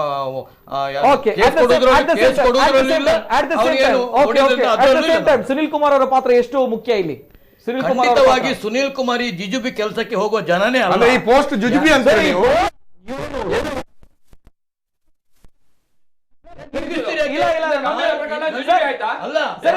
ಇವನಿಗೆ ಹೊಡೆಸುವಂತ ಕೆಲಸವನ್ನು ಪತ್ತೆ ಹಚ್ಚಿಸ್ಲಿ, ಅವರು ಪತ್ತೆ ಹಚ್ಚಿಸ್ಲಿ ಅಂತ ಹೇಳೋದು ನಾವು. ಟೈಮ್ ಲಿಮಿಟ್ ಒಳಗಡೆ ಪತ್ತೆ ಅವನಿಗೆ ಹೊಡಿಸಿದ್ದಂತ ಖಂಡಿತವಾಗಿ ಅಂತ ಚಿಲ್ಲರೆ ಕೆಲಸಕ್ಕೆ ಸುನೀಲ್ ಕುಮಾರ್ ಹೋಗುದಿಲ್ಲ. ಯಾಕಂದ್ರೆ ಅದರ ಅವಶ್ಯಕತೆಯೂ ಇಲ್ಲ ಸುನೀಲ್ಗೆ. ಸುನೀಲ್ ಒಬ್ಬ ಮಹಾನ್ ನಾಯಕ. ಈ ಚಿಲ್ಲರೆ ಕೆಲಸಗಳಿಂದ ಅವರ ಜನಪ್ರಿಯತೆಯನ್ನು ಕುಗ್ಗಿಸಿಕೊಳ್ಳುವ ಅಗತ್ಯನೂ ಇಲ್ಲ, ಅದರ ಅವಶ್ಯಕತೆ ಗೊತ್ತಾಗ್ಲಿ. ನೀವು ಈಗ ಆರೋಪ ಎಂತ ಮಾಡುದು? ಅವರಿಗೆ ಹೊಡಿಸಿದ್ದು ಸುನೀಲ್ ಕುಮಾರ್, ಇದರ ಅವಶ್ಯಕತೆ ಇಲ್ಲ. ಮಂತ್ರಿ ಆಗಿಲ್ಲ ಅನ್ನೋ ನೋವಿದೆ ಅವರಿಗೆ. ಅಯ್ಯೋ, ಮಂತ್ರಿ ಆಗೋದ್ರೆ ಹೊಡಿಸ್ತಾರೆ, ಮಂತ್ರಿ ಆಗೋದಕ್ಕೆ ಹೊಡಿಸ್ತಾರೆ ಯಾರಾದ್ರೂ. ಮಂತ್ರಿ ಆಗಿ ಜನಪ್ರಿಯತೆ ಹೇಳಲಿಕ್ಕೆ ಬಯಸೋದು, ನನಗೆ ಈ ಪ್ರಕರಣದಲ್ಲಿ ನ್ಯಾಯ ಸಿಗ್ತದೆ ಅನ್ನುವಂತ ನಂಬಿಕೆ ಇಲ್ಲ. ಯಾಕೆ ಅಂತ ಕೇಳಿದ್ರೆ, ಈಗ ಒಂದು ಕಡೆ SP ಅವರು, ಉಡುಪಿ SP ಅವರು DYSP ಅವರನ್ನ, ಕುಂದಾಪುರ ಉಪವಿಭಾಗದ DYSP ಅವರನ್ನ ತನಿಖೆಗಾಗಿ ನೇಮಕ ಮಾಡಿದ್ದಾರೆ ಅಲ್ಲೇ ಪ್ರಕರಣವನ್ನು. ಅದೇ ಸಂದರ್ಭದಲ್ಲಿ ರಾಧಾಕೃಷ್ಣ ಇರ್ಗಾಣ ಅವರ ಮೇಲೆ ಪೊಲೀಸ್ ಕರ್ತವ್ಯಕ್ಕೆ ಅಡ್ಡಿ ಅಂತ FIR ಕೂಡ ಆಗ್ತದೆ. ಇಲ್ಲಿ ನ್ಯಾಯ ಸಿಗ್ತದಾ? ಪೊಲೀಸ್ ಅಧಿಕಾರಿಗೆ ಕರ್ತವ್ಯಕ್ಕೆ ಅಡ್ಡಿಪಡಿಸಿದ್ರೆ ಬಿಡ್ತಾ ಇದ್ರ? ಆವಾಗ್ಲೇ ಬಿಡ್ತಾ ಇರಲಿಲ್ಲ. ಅದರಿಂದಾಗಿ ರಾಧಾಕೃಷ್ಣ ಅವರ ಮೇಲೆ ಅವರ ಧ್ವನಿಯನ್ನ ಕುಗ್ಗಿಸುವಂತ ಒಂದು ಕೆಲಸ, ಷಡ್ಯಂತ್ರ ನಡೀತಾ ಇದೆ. ಅದರಿಂದಾಗಿ ಅವರ ಮೇಲೆನೆ ಒಂದು ಗಂಭೀರ ಪ್ರಕರಣದಲ್ಲಿ FIR ದಾಖಲಾಗಿದೆ 24 ಗಂಟೆಯ ನಂತರ. ಅದರಿಂದಾಗಿ ಈ ಪ್ರಕರಣದಲ್ಲಿ ನ್ಯಾಯ ಸಿಗ್ತದೆ ಅನ್ನುವಂಥ ನಂಬಿಕೆ ನನಗಿಲ್ಲ. ಅದಕ್ಕಾಗಿ ನಾನು ಹೇಳುವಂತದ್ದು, ಕಾಂಗ್ರೆಸ್ ಪಕ್ಷ ಇದನ್ನು ಗಂಭೀರವಾಗಿ ತಗೊಳ್ಬೇಕು. ನಾವು ನಮ್ಮ ಪಕ್ಷದ ಕಾರ್ಯಕರ್ತ ಅಲ್ಲ. ಇದು FIR ಆಗಿರೋದು ತಪ್ಪು. ಒಂದು ಹಲ್ಲೆಗೊಳಗಾದ ಸಂತ್ರಸ್ತನ ಮೇಲೆ ಪೊಲೀಸರೇ ಈ ರೀತಿ FIR ಮಾಡಿದ್ರೆ ಆತ ಯಾರ ಹತ್ರ ನ್ಯಾಯ ಕೇಳಲಿಕ್ಕೆ ಸಾಧ್ಯ? ಅದರಿಂದಾಗಿ FIR ರದ್ದುಗೊಳ್ಬೇಕು. ಮತ್ತು ಈ ಪ್ರಕರಣದಲ್ಲಿ ತಪ್ಪಿತಸ್ಥ ಯಾರು ಅಧಿಕಾರಿಗಳಿದ್ದಾರೆ ಅವರ ಮೇಲೆ ಕಾನೂನಿನ ಪ್ರಕಾರ ಕಠಿಣ ಕ್ರಮ ಆಗಬೇಕು. ಕೇವಲ ಅವರನ್ನು ತನಿಖೆ ಮಾಡಿ ಸಸ್ಪೆಂಡ್ ಮಾಡಿ ನಾಳೆ ಪ್ರೂವ್ ಆಗ್ತದೆ ಅನ್ನುವಂಥ ಪ್ರಶ್ನೆ ಅಲ್ಲ. ಹಲ್ಲೆ ಪ್ರಕರಣವೇ ಬೇರೆ, ಕರ್ತವ್ಯ ದುರುಪಯೋಗ ಮಾಡಿರುವಂತಹದ್ದು ಬೇರೆ. ಇನ್ನೊಂದು ಅವರು ಹಲ್ಲೆ ಮಾಡಿದ್ರೆ ಅದು ಕ್ರಿಮಿನಲ್ ಪ್ರಕರಣ, ಅದರ ಮೇಲೆ ಕೂಡ FIR ಆಗ್ಬೇಕು ಅಂತ ನಾವು ಒತ್ತಾಯ ಮಾಡ್ತೀವಿ. ಇನ್ನೊಂದು ಬಹಳ ಪ್ರಧಾನವಾಗಿ, ಈಗ ಶಾಸಕ ಸುನಿಲ್ ಕುಮಾರ್ ಅವರು ದೊಡ್ಡ ನಾಯಕ, ಸೇನಾ ಅವರು ಹೇಳುವ ಪ್ರಕಾರ ದೊಡ್ಡ ನಾಯಕ ಇರ್ಲಿ, ದೊಡ್ಡ ನಾಯಕ, ನಾಳೆ ಅವರು ಮುಖ್ಯಮಂತ್ರಿ ಅಭ್ಯರ್ಥಿಯೂ ಆಗಿರ್ಬೋದು, ಇರ್ಲಿ, ಒಳ್ಳೇದು. ಆದ್ರೆ ಅವರಿಗೆ ನಿಜವಾಗಿಯೂ ಕೂಡ ರಾಧಾಕೃಷ್ಣ ಹಿರ್ಗಾಂಡ್ರವರ ಮೇಲೆ ಹಲ್ಲೆ ಮಾಡುವಂತ ಜುಜುಬಿ ಪ್ರಕರಣಕ್ಕೆ ಅವರು ಕೈ ಹಾಕಲ್ಲ ಅಂತ ಭಾವಿಸೋದಾದ್ರೆ ಸೈನಿಕರನ್ನ ಅವಹೇಳನ ಮಾಡಿರೋದಿದೆಯಲ್ಲ ಅದು ಗಂಭೀರ ಪ್ರಕರಣ ಅಲ್ವಾ? ಬಿಜೆಪಿ ಪ್ರಕಾರ ಅದು ಬಹಳ ಗಂಭೀರ ಪ್ರಕರಣ, ಎನ್ಕೌಂಟರ್ ಮಾಡಬೇಕಾದಂತ ಪ್ರಕರಣ. ಅದರಿಂದಾಗಿ ನಾನು ಹೇಳುವಂತಹದ್ದು ಇದು ಸೈಬರ್ ಕ್ರೈಮ್ ಅಲ್ಲಿ ಈ ರಾಧಾಕೃಷ್ಣ ಹಿರ್ಗಾಣರವರ ಪೋಸ್ಟ್ ರಾಧಾಕೃಷ್ಣ ಅವರದೇ ಇದು ಅಕೌಂಟ್ ಅಲ್ವಾ ಅಂತ 2 ದಿವಸದಲ್ಲಿ ತೀರ್ಮಾನ ಮಾಡಬಹುದು. ಯಾರಂತ ಪತ್ತೆ ಹಚ್ಚಲಿಕ್ಕೆ ದಿನ ಬೇಕಾಗಬಹುದು. ಇವರೇ ಮಾಡಿದಾರ ಇಲ್ವಾ ಅಂತ 24 ಅಥವಾ 48 ಗಂಟೆಯಲ್ಲಿ ಪ್ರೂವ್ ಮಾಡಬಹುದು. ಇಷ್ಟು ದಿನ ಆಗ್ಲಿಲ್ಲ, ಫಸ್ಟ್ಗೆ ಅದನ್ನು ಮಾಡ್ಲಿ. ರಾಧಾಕೃಷ್ಣ ಹಿರ್ಗಾಣ್ ಅವರು ಕ್ರಿಯೇಟ್ ಮಾಡಿದಾರ ಇಲ್ವಾ ಅಂತ. ಆ ನಂತರ ಇದನ್ನು ಯಾರು ಮಾಡಿದ್ದಾರೆ ಕ್ರಿಯೇಟ್ ಮಾಡಿದಾರೆ ಅದನ್ನು ಪತ್ತೆ ಹಚ್ಚಬೇಕು. ಅದಕ್ಕೊಂದು ಸಮಯವನ್ನು ನಿಗದಿ ಮಾಡಬೇಕು. ಇಲ್ಲ ಅಂತ ಆದ್ರೆ ಬಿಜೆಪಿ ಅವರದು, ಸುನಿಲ್ ಕುಮಾರ್ ಅವರದು, ಜಗದೀಶ್ ಅವರ ಸೈನಿಕರ ಮೇಲಿನ ಪ್ರೀತಿ ಬೋಗಸ್ ಅಂತ ನಾವು ಭಾವಿಸಬೇಕಾಗುತ್ತೆ. ಇಷ್ಟು ಮಾತ್ರ. ಅದಕ್ಕೂ ಬೋಗಸ್ಗೆ ಏನು ಸಂಬಂಧ? ಅಲ್ಲ, ಮತ್ತೆ ಅದು ಪತ್ತೆ ಆಗ್ಲಿಲ್ಲ ಅಂದ್ರೆ ಬೋಗಸ್ ಅಂತ ನಾನು ಈಗ 2 ದಿವಸ ಮಾಡ್ತೇನೆ ಅಂತ ಹೇಳ್ತಾರೆ. ಅದ್ರಲ್ಲಿ ಟೆಕ್ನಿಕಲ್ ಪ್ರಾಬ್ಲಮ್ ಇದ್ರೆ ಮತ್ತೆ 1 ವರ್ಷ ಆಯ್ತು ಸರ್, 1 ವರ್ಷ ಆಯ್ತು, 1 ವರ್ಷ ಆಗ್ತಾ ಬಂತು. ಸೈನಿಕರ ವಿಚಾರ ಬಗ್ಗೆ ಬರೆದಿರುವಂತಹ ಒಂದು ರಾಧಾಕೃಷ್ಣ ಇಲ್ಲಿ ಕೇಳಿ, ಇನ್ನೊಂದು ಮಾತು ಹೇಳ್ತೀನಿ. ಒಂದು ವೇಳೆ ಈ ಪ್ರಕರಣದಲ್ಲಿ 1 ವರ್ಷ ಇವರ ಅಧಿಕಾರ ಇರುವಾಗಲೂ 1 ವರ್ಷ ಅಲ್ಲ 2 ವರ್ಷ ಅವ್ರದ್ದು ಬಿಡಿ ಸರ್, ಅವರು ಬಿಡಿ, ಅವರು ಸೈನಿಕ ವಿರೋಧಿಗಳು. ನೀವು ಸೈನಿಕ ದೇಶಭಕ್ತರು, ನೀವು ದೇಶಭಕ್ತರು ಅಲ್ಲ, ನಿಮ್ಮ ಪ್ರಕಾರ ನೀವು ದೇಶಭಕ್ತರು. ನೀವು ಹೇಳ್ತಾ ಇದ್ದೀರಲ್ಲ, ನೀವು ಹೇಳ್ತಾ ಇದ್ದೀರಿ ನೀವು ದೇಶಭಕ್ತರು. ಸೈನಿಕರ ಕಾಂಟ್ರಾಕ್ಟ್ ಇದೆ ನಿಮ್ಗೆ, ಸೈನಿಕರ ಬಗ್ಗೆ ಬಹಳ ನಿಮ್ಗೆ ಕಾಂಟ್ರಾಕ್ಟ್ ಇದೆ. ನೀವು ಯಾಕೆ ಮಾಡ್ತಾ ಇಲ್ಲ?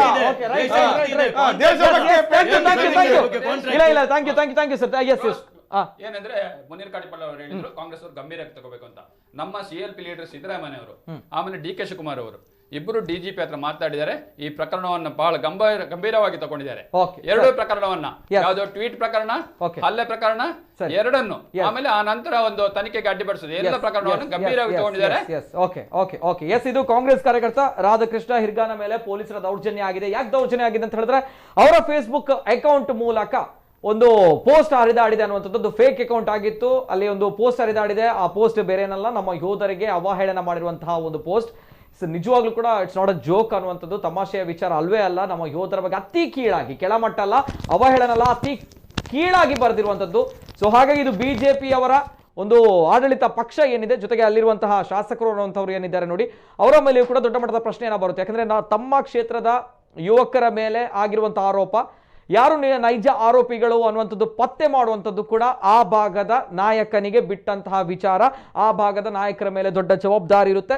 ಆ ಜವಾಬ್ದಾರಿನ ಅವರು ನಿಭಾಯಿಸ್ತಾರೆ ಅನ್ನುವಂತಹ ಪ್ರಶ್ನೆ ಒಂದ್ ಕಡೆ ಆದ್ರೆ, ಇನ್ನೊಂದ್ ಕಡೆ ಪೊಲೀಸರು ದೌರ್ಜನ್ಯ ಎಸಗಿದ್ದಾರೆ ಅಂತ ಬಂದಾಗ ಪೊಲೀಸರ ಮೇಲೆ ಶಿಕ್ಷೆ ಆಗ್ಬೇಕು ಅನ್ನುವಂತಹ ಒಂದು ಒತ್ತಡ. ಇನ್ನೊಂದ್ ಕಡೆ ಅವರು ಅಮಾಯಕರಾಗಿದ್ರೆ ಸುಮ್ಮನೆ ಆತನನ್ನ ಬಲಿಪಡಿಸು ಮಾಡಲಾಯಿತಾ ಅನ್ನುವಂತಹ ಪ್ರಶ್ನೆ ಕೂಡ ಬರುತ್ತೆ. ಒಟ್ನಲ್ಲಿ ನಮ್ಮ ದೇಶದ ಯೋಧರ ಬಗ್ಗೆ ಈ ರೀತಿ ಅವಹೇಳನ ಮಾಡಿದ್ದವರನ್ನ ಬಿಡುವಂತ ಮಾತೇ ಇಲ್ಲ, ಬಿಡಲು ಕೂಡ ಬಾರದು ಅನ್ನುವಂಥದ್ದು ಅಷ್ಟೇ ಸತ್ಯದ ವಿಚಾರ.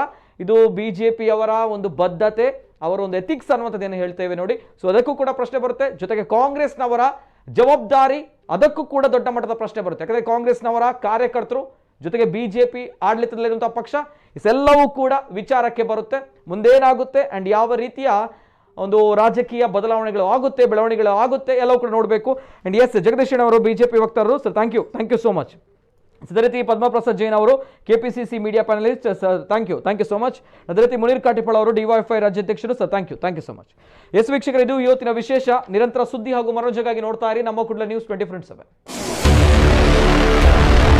ಎಲ್ಲೇ ಮೀರಿದಂತಹ ಮುಸಲ್ಮಾನರನ್ನು